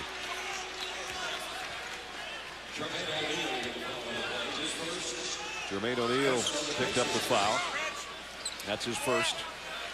Tayshaun just 4 points, 1 field goal in the first quarter, 1 here to start the third.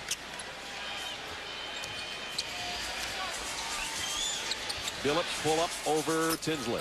See, that's what Larry Brown was talking about. Not a lot of ball movement. The bad part about a point guard trying to score is that no one else is involved. Now, they need his points, but they have to figure out a way of getting his points and still getting everybody else involved at the same time. Detroit turns it over again. O'Neal, nice extra pass to Tinsley. The maturity of Jermaine O'Neal. It's not about the points for him anymore. It's about winning basketball games and making his teammates better. He knows he's going to be a 20 and 10 guy. That'll take care of itself. Hamilton over O'Neal. Wow. What a shooter. 13 for Rip Hamilton. It's like a walk in the park. You know, he just keeps moving along, gets open shots. When he gets it, he takes it.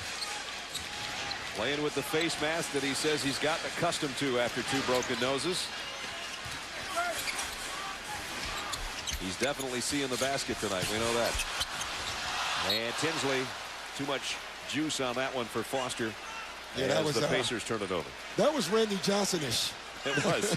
That 98 thing going on. He could throw a no-hitter with that pass. The Lightning have beaten Philadelphia and win the series to go to the Stanley Cup Finals. Boy, they had a good one going. Greg Anthony will have more on that after the ball. Yeah, him and Stephen A. Smith.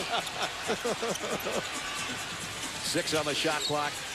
Ben Wallace in the low block. Gives it up to Tayshaun Prince. Perfect pass. Yeah, Tayshaun, you look at him, Brad, he didn't need but a couple of buckets to get involved. And if he starts scoring, it makes Artest work. They cut the Pacers' lead in half. Artest goes right back to the rack around Wallace. 17 for Ron Artest.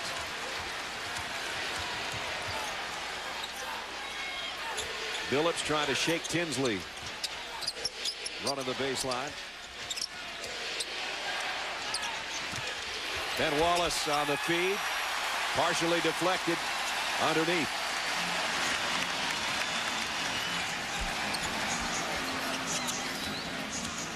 Tinsley got a runner inside, and he's fouled. See, that's his game. I really like when I see Tinsley going into the paint and elevating instead of settling for the three. I mean, with his ball handling ability, he can get in the paint whenever he wants to.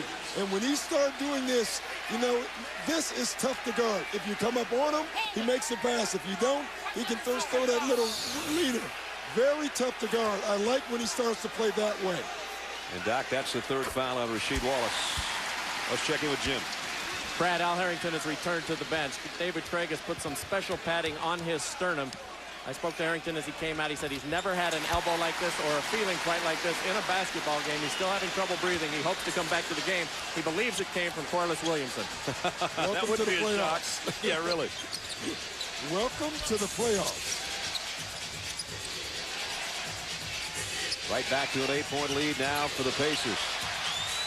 Wallace has to be a little bit careful. He turns it over anyway.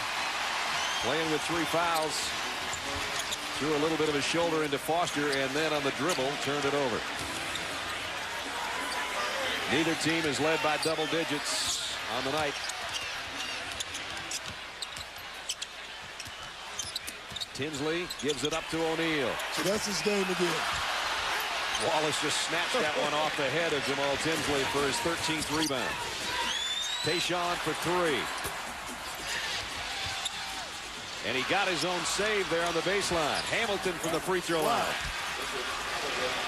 The move Rip Hamilton made, he took one fake, one dribble, didn't go anywhere, but got himself wide open, standing still. He's pretty efficient with the dribbles, that's for sure. It's a 6-point game.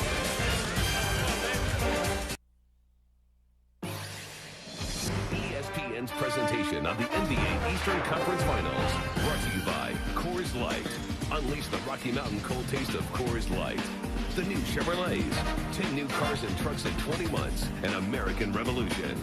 Cisco Systems, this is the power of the network, now. And Radio Shack, you've got questions, we've got answers. Kevin Frazier in the studio. The game is over in Tampa Bay. Game 7 of the Eastern Conference Finals over in the Tampa Bay Lightning. Hold on for the 2-1 win. Bill Davidson has one team in a finals.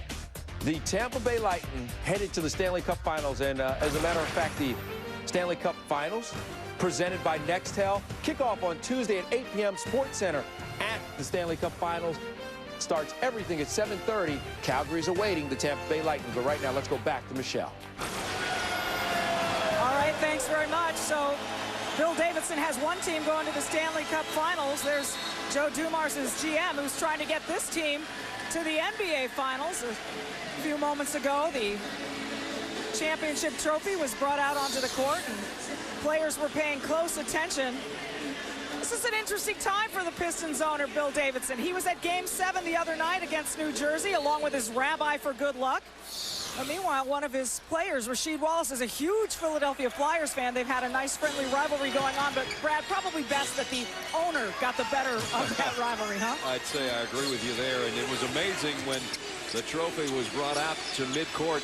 How many players on both benches turned their heads even away from their coaches to have a glance? Yeah, it's pretty funny. You can see Carlisle and Brown throwing up plays, and the players dreaming about that trophy. Well, the 4 teams that are left, that's what they're playing for. 5:25 remaining third quarter. This is game 1 of the Eastern Conference Finals. Brad Nessler, Doc Rivers, Michelle Tafoya, Jim Gray in Indianapolis at Conseco Fieldhouse, where the Pacers lead by 6. They've led by as many as 8 on a couple of occasions. Rasheed Wallace really hasn't been on his game tonight. He's got 2 points. I don't know if the foot is giving him that much trouble, Doc, or the Pacers are giving him that much trouble. I think it's the Pacers. I think Jeff Foster is pushing him off the block. He's catching it about a foot or 2 further out than he really wants to catch the ball. Ben Wallace with the steal. Hamilton blocked by Artest. Wow. Artest came from the opposite corner to get to Rip Hamilton. Remember, that break started with Ben Wallace, the 2-time Defensive Player of the Year, with a steal, and on the other end, the current Player of the Year defensively with the block shot. Great recovery, or more importantly, recognition by Artest.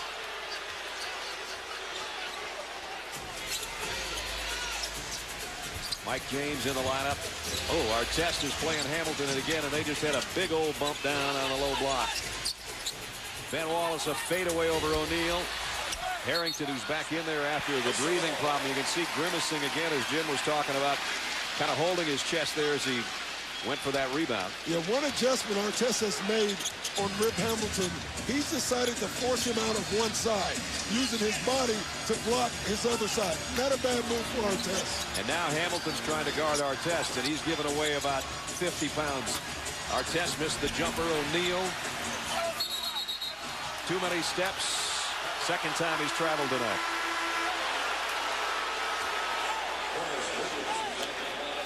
That was just a loss of body of balance. Corliss Williamson's going to check back in for Larry Brown's Pistons.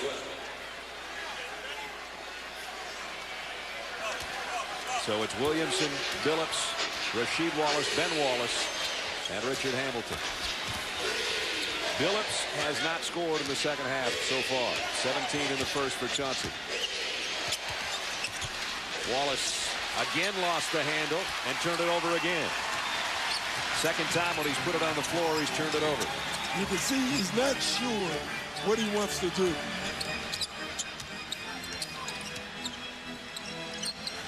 Billups on Artest. That's a mismatch, but now he gets double team help from Hamilton. 5 on the shot clock. Wide open Harrington. Tipped in by O'Neal.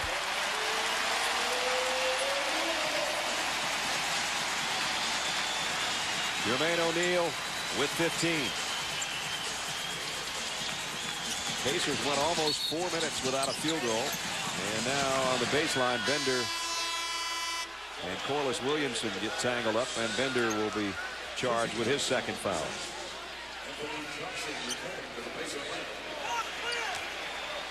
You look at Detroit right now, Brad, and my first thought is, where's their offense? You can see them really struggling to get shots. Every shot is late clock right now for Detroit. Wallace with a 3. Ben Wallace with a rebound. He'll try it offensively and scores.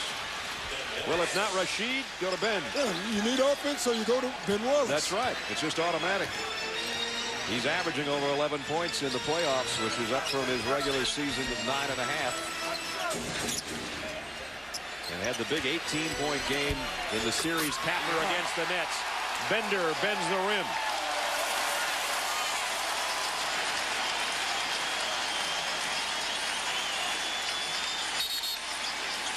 The more I watch Jonathan Bender play, the more I see a longer Tracy McGrady, which is scary. A late bloomer starting to bloom here in game 1 of the Eastern Conference Finals. There's Bender going to the rack to give his team an 8-point lead with 2:40 remaining third quarter.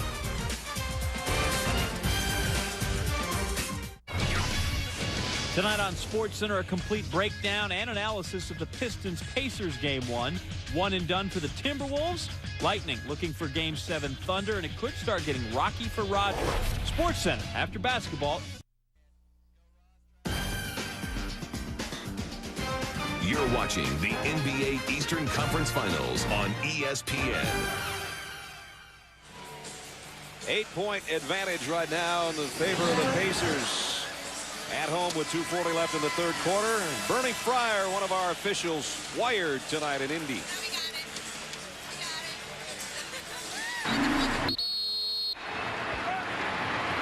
Keller, you gonna yell at me again tonight? Are you gonna yell at me? Let's not yell at each other. All right. You were straight up, Corliss. It's just when he went, you were sliding with him and body on as he slide under. Where are you going to dinner after the game? Probably not with Bernie. That's what Reggie's thinking right there. But you know what I like, though? They made a conscious effort, the officials this year, to communicate with the players and the coaches, and I think it's gone over so well. Detroit in need of offense with 2.5 to play in the third quarter. Will they get it from this guy? They keep turning it over. And now it's another Piston turnover, and they never got a shot away. I look at the hustle points. That's 15 turnovers, 11 offensive rebounds, and 17 free throws right now.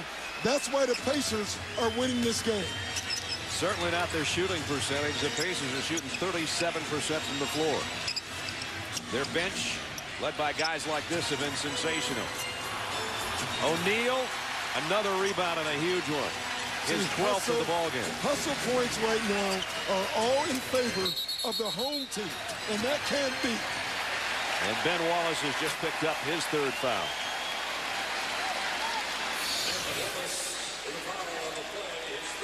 And you can see them getting into it all game. We talked about it in the first quarter.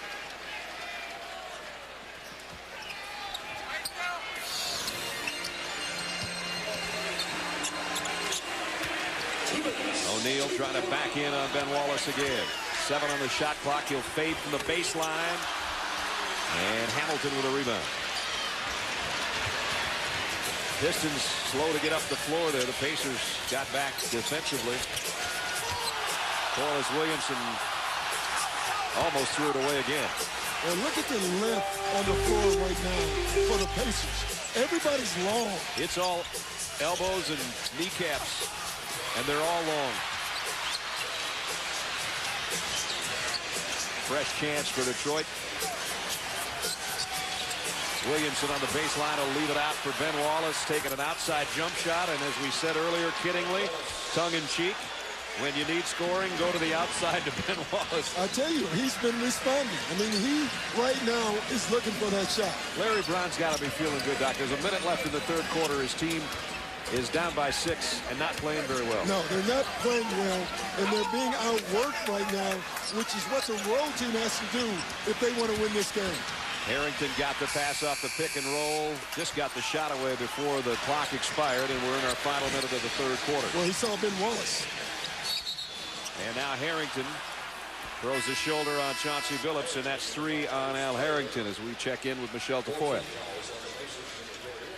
When Detroit camp opened this season, Larry Brown went to Ben Wallace, told him he wanted him to become a scoring threat. Wallace said, cool. And he's been working on his shot ever since. Wallace told me before the game he takes about 75 to 100 jump shots at every shoot-around, even more at practice. Chauncey Billups says Ben is the first guy at shoot-around, the last one to leave, and he said he shoots more than anyone at practice, guys. Pay it off. Well, I've yet to see a player say, nah, that's all right, coach. I don't want to shoot the basketball. You don't want that player in your team. No, I don't want him.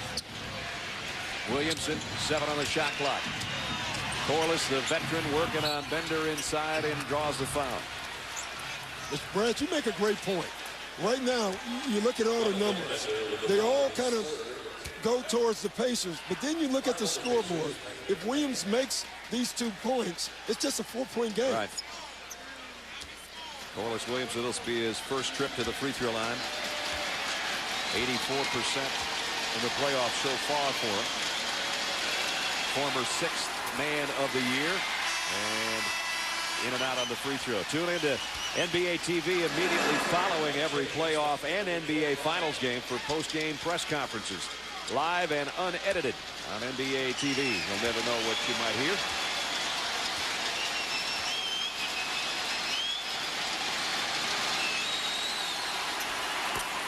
Corliss got the second of 2. 5 points in the game for him. Final 30 seconds, third quarter. A little bit of backcourt pressure from James and Hamilton.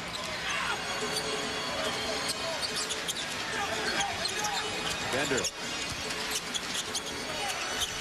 Harrington faces up on Wallace. Great spin move, but not a great move with the left hand. Would have looked good had it gone. And Hamilton's fouled by Artest. See, the one mistake, in my opinion, that the Pacers have made is they're trying to get Rip Hamilton off the dribble with Artest. That's where he excels. In the first quarter, they were getting him points off without the ball, movement, around picks. That's where Artest struggles. Right now, Artest can guard Rip all day if he's going to try to take him off the dribble. Right. That's the first foul on Ron. And Hamilton with 16.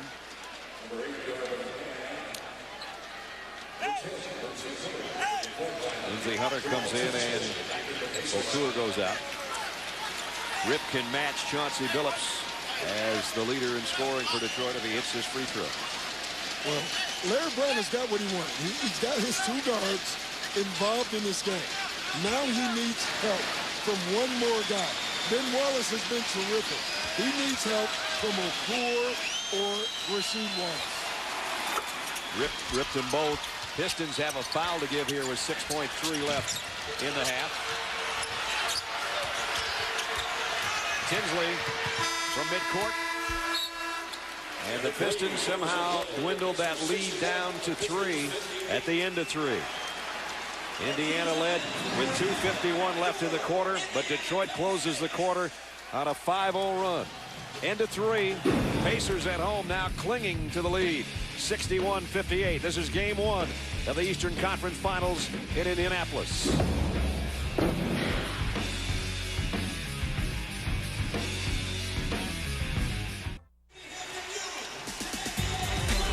Set to start the fourth quarter. Game available on ESPN HD. Log on to ESPN.com and search HD. Get the latest ESPN HD schedule or just learn more about high definition. 61-58 as we head to the fourth quarter, and about 4 hours ago, the coaches meeting some old friends. Remember, Larry Brown once coached Reggie Miller. 4 years he was the head coach of the Pacers. Sees his old buddies on the radio staff, and then on the other side, Rick Carlisle, 2 Central Division titles and 2 50-win seasons with these Pistons until changing jobs this year. And Chauncey Billups and Ben Wallace come over to give their coach a hug, and especially Ben Wallace, who talked to the media yesterday, and everybody said, do you or your teammates miss Rick Carlisle? He said, no. And they said, is there going to be anything involved in this game where you guys want to prove to him that you can win more without him? And he said no. And basically, Rick Carlisle's just diffused the whole situation. He says, hey, you know, I changed jobs. That happens in this business. And the guy that took my job's a Hall of Fame coach. What am I supposed to say? Yeah, I can tell you that coaches change jobs. That's why I'm sitting here with you right now. Also, lots of respect, you know, both coaching staffs and players. But what else has Ben Wallace supposed to say when he's asked that question? Harrington missed on a tip-in. And now Detroit's got a chance to lead, if you can believe that. Their last lead was with 6.5 minutes left in the second quarter, but they throw that lead chance away with another turnover. Another turnover. They have 17 in the ballgame. Corliss Williamson playing Ron Artest now. There's the matchup. Artest trying to cross the lane. Tough shot. Wallace cleared it, his 18th rebound, and now Rip Hamilton gives Detroit the lead. 21 for Hamilton. It all started with Wallace getting the rebound on the missed shot underneath. Got it out on the break. Wallace gets it out to Hamilton, and Hamilton's got 21, and the Pistons lead it. There's the man that's led the Pistons all night long, and he does it again. Detroit by 1 with 10:49 left.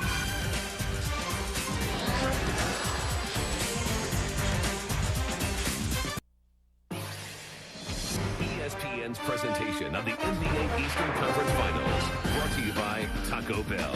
Think outside the bun. Sprite Remix Dairy Clear. Rethink, remix, refresh. Kia Motors. Kia, make every mile count. And Nike.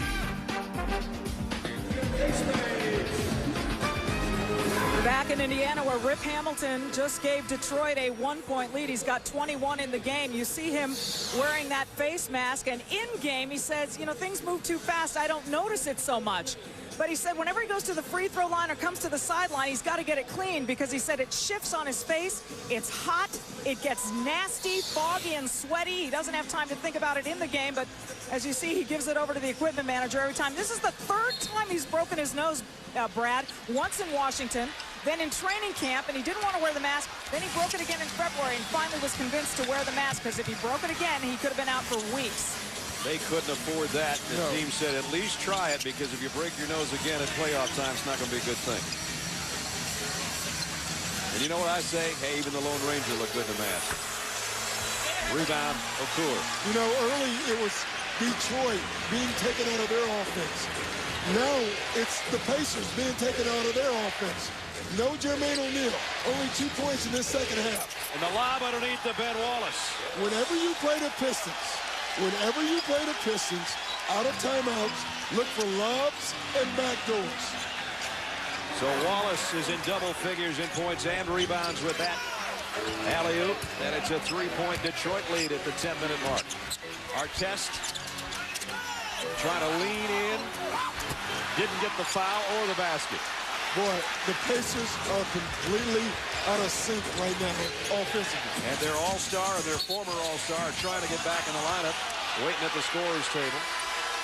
And the foul's on Fred Jones. I mean, this is a Larry Brown out-of-timeout play. Lobs for Ben Wallace or back cuts for their guards. You can see the screen. Crozier gets hung up. Wallace gets the dunk. You know, Doc, the Pacers have not scored here in the fourth quarter. They only had 13 points in the third quarter. That tied their lowest scoring quarter of the playoffs. And they got to get this guy involved. Yeah, they do. I mean, he's key. Even in the first half, though he scored points, Brad, I told you, I didn't think he was involved in the offense. They must get him the ball on the post. 3 on the shot clock. The extra pass is going to take too much time. Shot clock violation. Check in with Jim Gray. All right, Brad, during that last timeout, Rick Carlisle told his guys to stay tough. He said, guys, we're not making sharp cuts. We're having real lazy type of attitude on offense. We need to make an extra pass, come off the pick, make a sharp cut, and no transition baskets. We survived this in the first quarter. You can survive it again here, but it's time to come to life. Reggie Miller and Jermaine O'Neal are back in. Their current all-star, their former 5-time all-star. And here's a foul on Mike James. But Rick makes a great point. The reason they're out of sync offensively is because they're not flowing offensively. They're not cutting hard right now. They're not getting the ball to the right guys right now. And so I think right now the Pacers have to look for a way of getting O'Neal involved in their offense. There he is on the low block. Against Wallace with a left hand, a great spin move. Great spin move, great setup by Jamal Tinsley. They went over 5.5 minutes and missed 10 straight shots before breaking that drought, Doc. And now they're back to within 1. We're under 9 minutes. Wallace, the bounce pass to Hamilton. What a great look. He never stopped moving. Never. And how about the pass? You know, again, now Rip Hamilton is scoring again because he's not doing it off the dribble. O'Neal against Wallace again. Different move, same effect. 19 for O'Neal. 66-65. Detroit has hit its last 5 shots. They hold a 1-point lead. They miss that one, and O'Neal with a rebound. Pacers with a chance to lead if they score. Go right back to him. There he is. He gives it up this time. Now it's Reggie. They move it around the perimeter. That's his game. Wallace just snatched that rebound. 20 rebounds for Ben Wallace. And a foul on Tinsley, trying to poke it away from behind. 20 rebounds and 5 block shots for Ben Wallace to go with his 11 points. You know, Ben Wallace, he gets 20 rebounds. It's almost like, well, that's expected. Exactly. I mean, that's how dominant he is.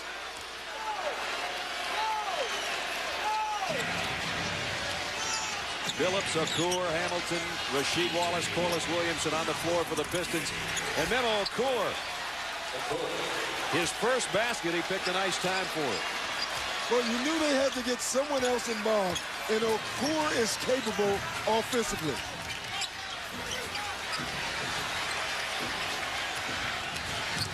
Tinsley, the raindrop again. Again, Tinsley is giving up that three, Brad. He's taking it into the paint, and I think that's his game.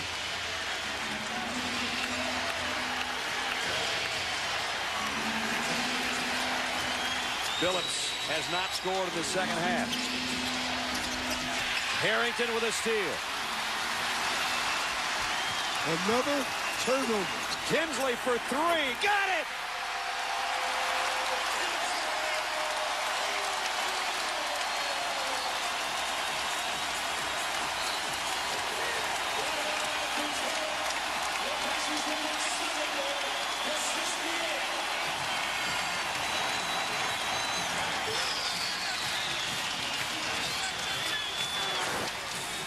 Took one inside and then took a huge one outside, and it paid off.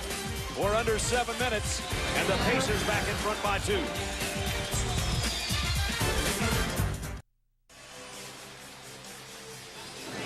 Ben Wallace has feasted on the boards again tonight with 20. Wherever he goes to eat after the game, he's going to be chewing on one side of his mouth.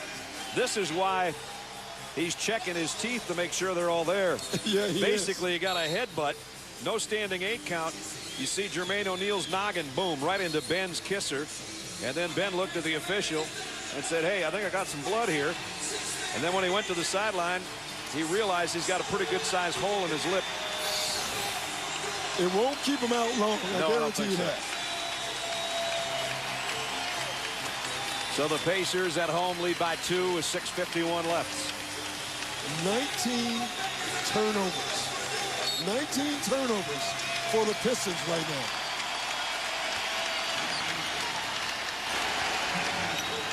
Chauncey Billups, again, as I mentioned, has not scored in the second half. Mehmet Okur adjusted in midair around Artest, and Artest pulled down the miss. See, a 7-footer should never have to adjust around a 6'7" basketball player.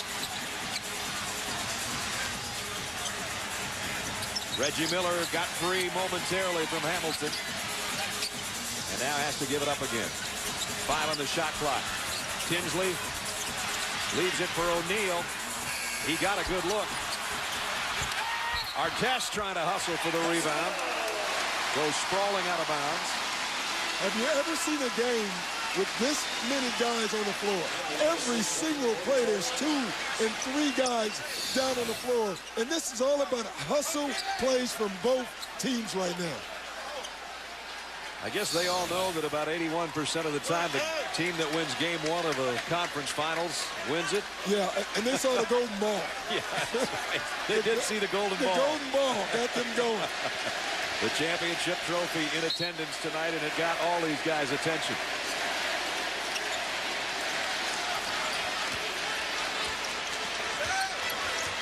Pacers clinging to a 2-point lead as we approach 6 minutes.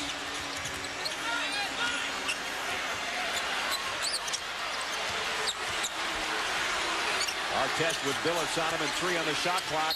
Billups does a nice job to strip it away. There'll be 2 seconds to shoot when the Pacers inbound. Again, it's like the Pacers forgot that Jermaine O'Neal had it going. You know, he last should touch 3 it times, every time. He hasn't touched it. Artest finds Foster, who gets his shot away, and it would have been a shot clock, and is a shot clock violation. So they wasted that trip down court.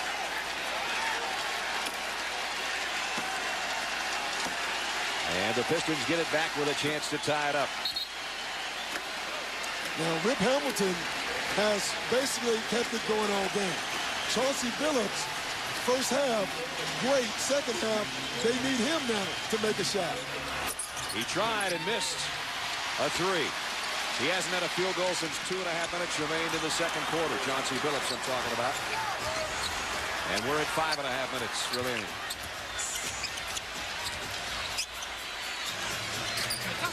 Now O'Neal finally gets his hands on it again. Has Rasheed Wallace on him this time.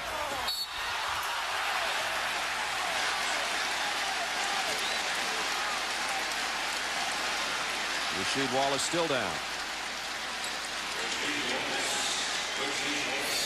Picking up his fourth foul. And you can see the move here. And that's the foul. They're calling on his swing. Really, if Wallace just keeps his arms straight up, nowhere for O'Neal to go. But by the swipe, that gives the official a chance to make that call.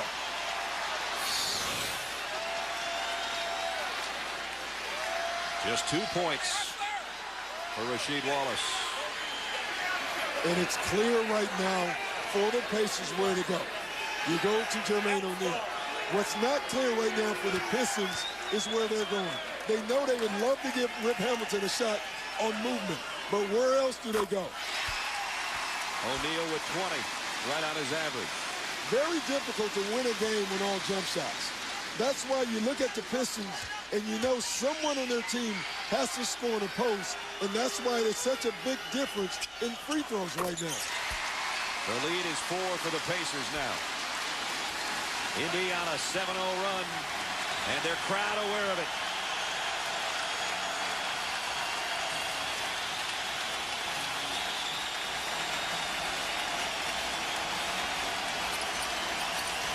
Reggie Miller on Rip Hamilton. Trying to get his offense going, and this time they force not a good shot. And the Pacers have it back. Again, off the dribble, though, Brad. When he scores, it's usually off the ball running.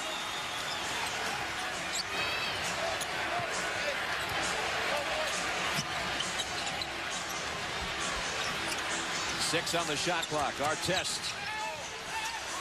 on a turnaround jumper. And Ben Wallace has rebound number 21.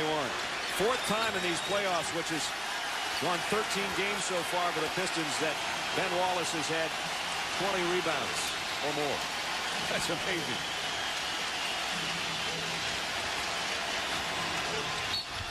Rasheed Wallace fouled by Foster.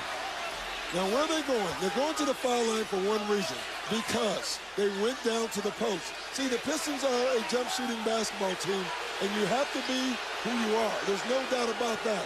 But you got to get some points down low, and because Rasheed Wallace has struggled so far in this game, they don't have many points on the post.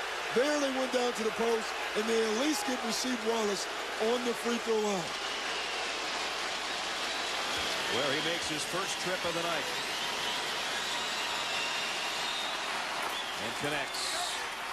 Only 3 points for Rasheed Wallace. Don't forget, tomorrow night on TNT, Timberwolves and the Lakers, game 2. The Lakers up 1 now. And then Tuesday night on TNT, it's game 3. 9 o'clock Eastern. The Western Conference Finals between the Lakers and the Wolves. Rasheed Wallace drains 2 from the stripe. And it's a 2-point game. This is such a tough game to officiate because there's so many big bodies on the floor banging. You don't know what's a foul, what's a flop. You just don't know. Very tough game to call. And some of the matchups, you have guys guarding guys that are 40 and 50 pounds heavier, and you don't know if it's a flop or if they just flat tagged them that good to knock them down. Which is the case with Artest with Tayshaun Prince on him right now. Tinsley lost the handle going up. Out of bounds to Detroit. Well, the all-time greats looking on. Never seems to sit in this arena. He's always got that spot and always standing. Detroit hasn't scored a field goal now in over 4 minutes. And we're under 4 to play in the game. Wallace trying to back Foster down. Artest with a rebound. Good look for Wallace.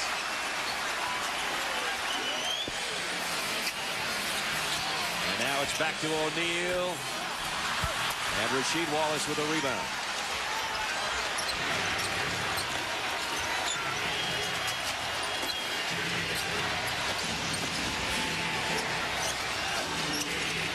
Ben Wallace spins right into Foster. Now we got 2 more pile-ups and 4 more guys on the floor, or scraping themselves off the floor. It's a scrum. Here's the first part of it. Those 2, well, one of them goes down, and then 2 more go down. Tony Dungy would call that a clip. Yep, it's an illegal block, at least below the waist from behind. Top block. Wallace rims out the jumper. Rasheed Wallace keeps it alive. When is Chauncey Billups going to shoot again? Maybe never. I thought he was going to drop that one right there. I did too. Hamilton around a pick, but drew a double team. There's another look. Here it comes. And he missed it, but Wallace with his 22nd rebound.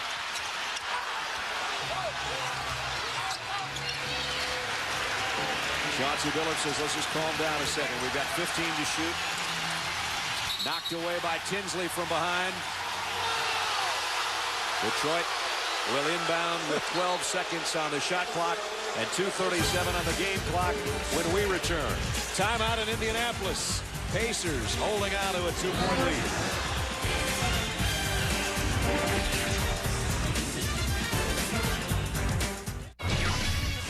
Tonight on SportsCenter, a complete breakdown and analysis of the Pistons-Pacers Game 1. One and done for the Timberwolves. Lightning looking for Game 7 Thunder, and it could start getting rocky for Roger. SportsCenter after basketball. Indiana clings to a 2-point lead with 2:37 remaining in the 4th quarter of Game 1 of the Eastern Conference Finals. And we take a look at our Sprite Mad skills. A guy that's mad on the boards. He does a little bit of everything. Ben Wallace with the dime there. There's one of his 22 rebounds. He's double figures in scoring with 11 as well. He's been a big man tonight. They're going to need more of him in the last 2.5 minutes if they're to come from behind and win Game 1. Yeah, they really are. But he has done everything. And, you know, you think about Jason Kidd is one of the few players who can dominate a game offensively without shooting. Ben Wallace is one of the few players ever to be able to dominate a game defensively without really getting involved offensively, though he's much better offensively this year. The only other defender that comes to mind is Dennis Rodman.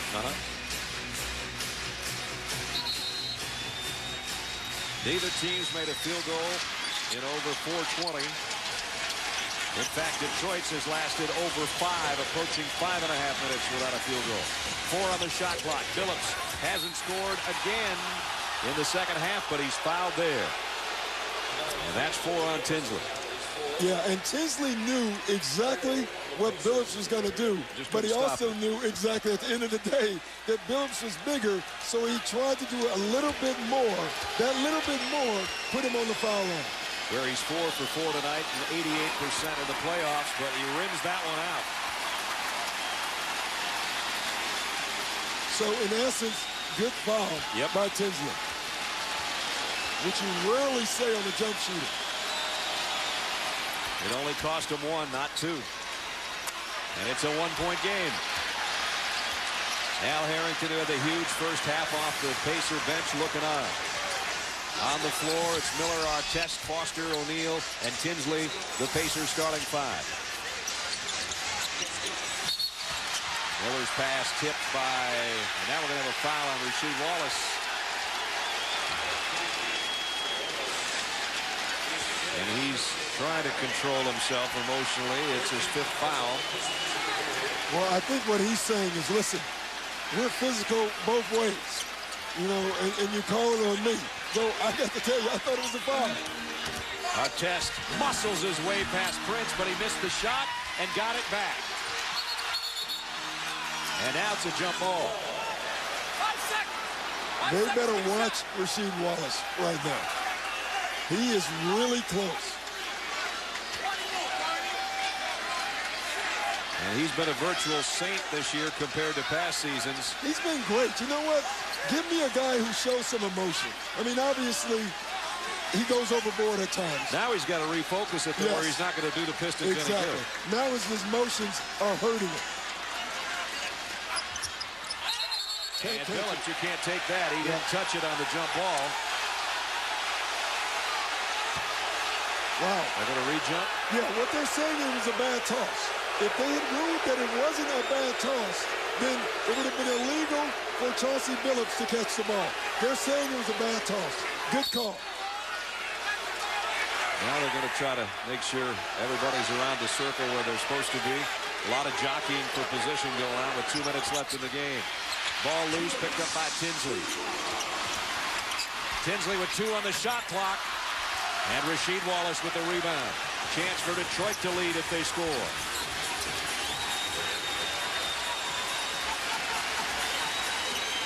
Fine Rip Hamilton. Tayshaun Prince for 3, and he got it. Talk about a huge shot by the second-year pro. Last year he was huge in the playoffs. He's been kind of quiet since the first round against Milwaukee, but that is the biggest shot of the night for him. Brad, he made this shot when he made that layup to start the second half. You can see his confidence soaring. Pistons had gone over 6 minutes without a field goal. They got a huge one there.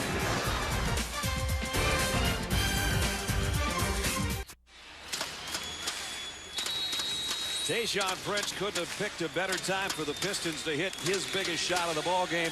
A three-pointer just before we went to break, and now Detroit is out in front. 1:40 left, Doc. As we say down in Georgia, this one's fixing to get interesting. Yeah, it's interesting right now. And you look at the Pacers, you're trying to figure out where they're going to go. Jermaine O'Neal is the guy they should go to. But Ron Artest has an advantage also because of his size. But O'Neal is probably where they set this. Always look for Reggie Miller at this point in the game. Let me make one note about Tayshaun Prince. The reason he was so wide open is because Rip Hamilton touched the ball, and the entire team ran to Rip Hamilton. He did the right thing. He hit the open man.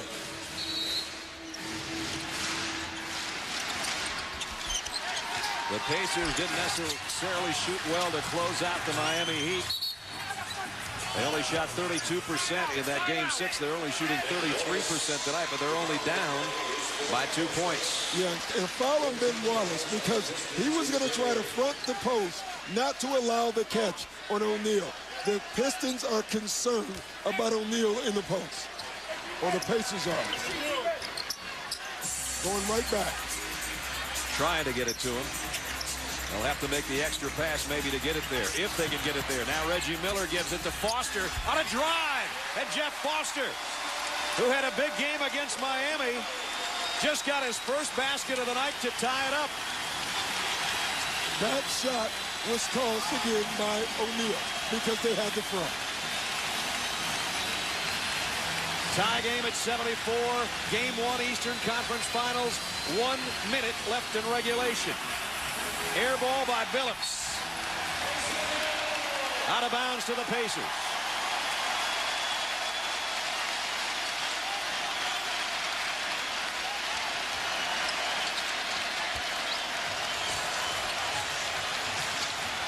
Jamal Tinsley looks to Rick Carlisle. In his first year as a head coach of the Pacers, brought him to the best record they've ever had in the regular season, 61-21. Can they get game 1 of the playoffs in the Eastern Conference Finals? Tipped by Foster. He's made 2 huge plays the last 2 trips down court. Watch Reggie Miller.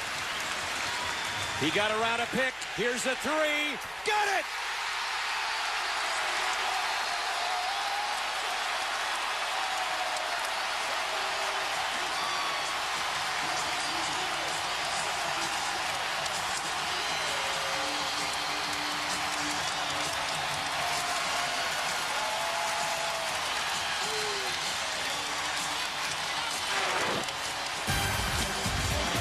There's never been a better three-point shooter or a guy in the clutch.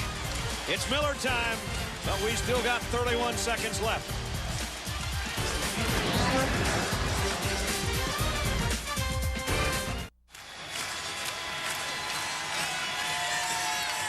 Nobody's taken a seat in Conseco Fieldhouse except Reggie Miller.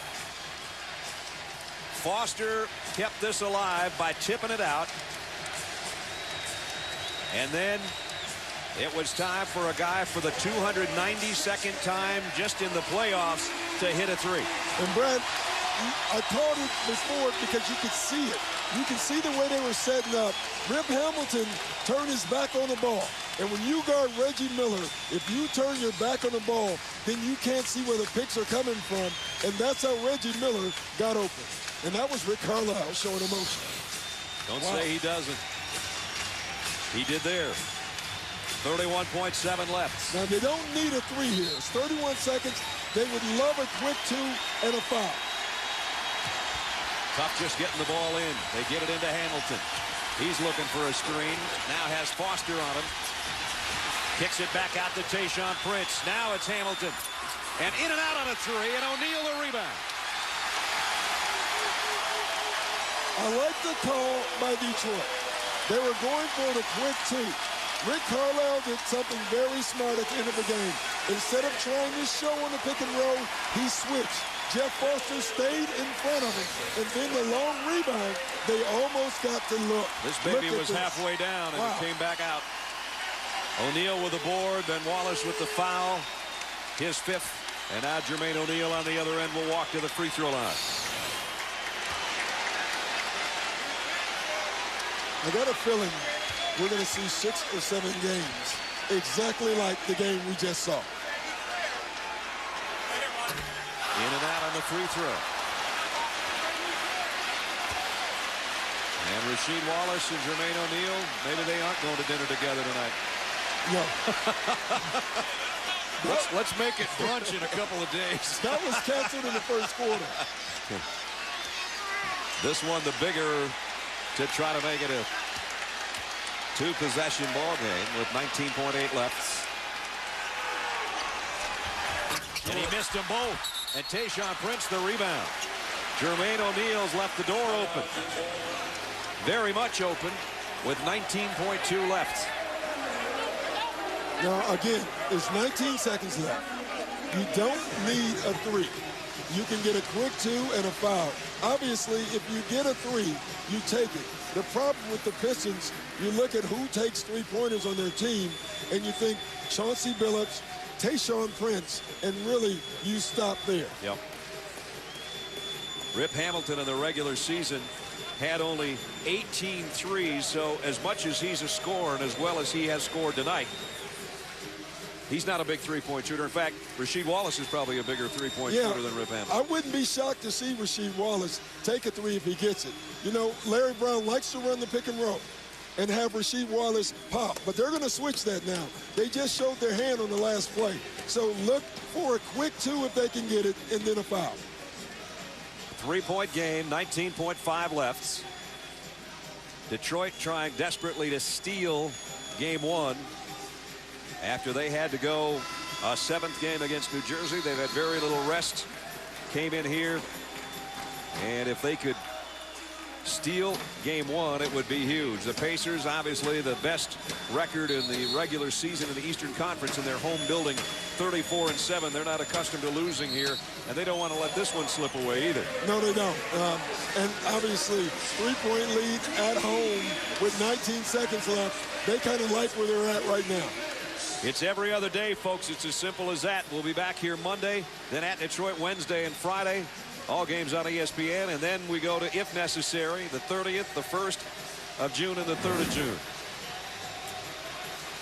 Rasheed Wallace would love to get a look here. He's over on the right elbow with Foster on him. It'll be Tayshaun Prince with those long arms to try to inbound over Ron Artest. And Ron will try to make that as difficult as possible. Comes into Hamilton. Reggie Miller on it. Hamilton drives, kicks back out. Tayshaun Prince, extra pass. Billups for three. Got a great look. Rasheed Wallace backs out. Now he'll take it. And Reggie Miller had his hands on the rebound. And if he's fouled by Rip Hamilton, I think you can put this one in the books. The Rasheed Wallace shot was a bad shot. You know, Chauncey Billups, they got a wide open three off the dribble penetration by Rip Hamilton. They get the second rebound. They don't need a three steal. That's a fourth shot. I mean, this is great right here. They get a good look at a three. Right here is bad. You don't need to force this shot. There's 10 seconds left when you got the rebound. And now you've got one of the greatest free throw shooters of all time who's just re-chalked over there on the sideline. He is 35 of 36 from the stripe in the playoffs. And he rimmed one out. Boy, it looked bad right off his hand. The great thing about Reggie Miller, it doesn't affect him. He's going to shoot the second one the same way. And got it. clutch player. 4-point game with 6.6 left. He's mad that he didn't get the first one, but the second one's the one they needed. He's furious. He's furious. But you're right. They needed one. The Pistons took the lead at 74-72 on Tayshaun Prince's three-pointer with about 1:40 left, but it's been the Pacers' 6 straight points since. Larry Bird is almost ready to smile.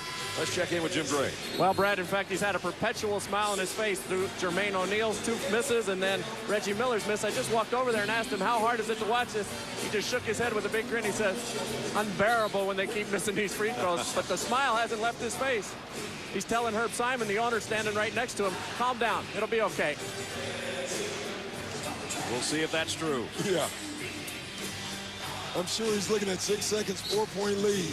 It makes him a little more comfortable than he was 2 minutes ago. That's right. Sports Center follows our game. You know, the Lakers and the Timberwolves are looking on going, wow. This is good. Larry Brown is thinking turnovers. Turnovers. Have killed him tonight. Prince to inbound again. Hamilton will have to go up. Nope, he's going to give it up to Wallace. And he missed a 3. And the Pacers at home win game 1.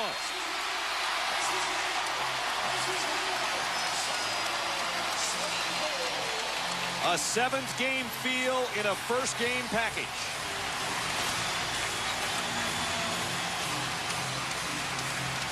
That's 8 straight playoff wins at home for the Pacers, 78-74. Let's check in with Jim Gray. All right, thank you very much, Brad. He only had 6 points tonight and 1 field goal. How many times are you going to do this? Well, you know, I got my hands full this series, you know, chasing a young Reggie Miller around. So it's like spending a lot of energy.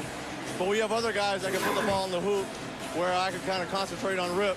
It's a tough challenge, but as you know, I always like to save my best for last. And I had a lot of wide open looks early, and I really wasn't getting my legs into it. And I knew when the game was tied and we got this offensive rebound, I told Jeff, just put a body on rip. All I need is a half a second of daylight, and I can hit down the shot, and that's exactly what I did. Basketball fans everywhere have seen this for years. How do you do this? Well, it's a lot of concentration, and you know, sometimes you got to play possum a little bit. You got to act like you're a little wounded, act like you're a little sore, act like you're a little old, and then you stab him in the back a little bit. Reggie, congratulations. It was fun to see you again. Thanks. I appreciate it, Joe. All right, back to you, Brad. It's amazing. Doc and I watched him the whole second half give up some open shots. We said he's going to wait for the right time. Did he ever? Final score again, the Pacers 78-74. Don't forget Monday 7:30 game 2. Pistons and Pacers right here on ESPN, the worldwide leader in sports.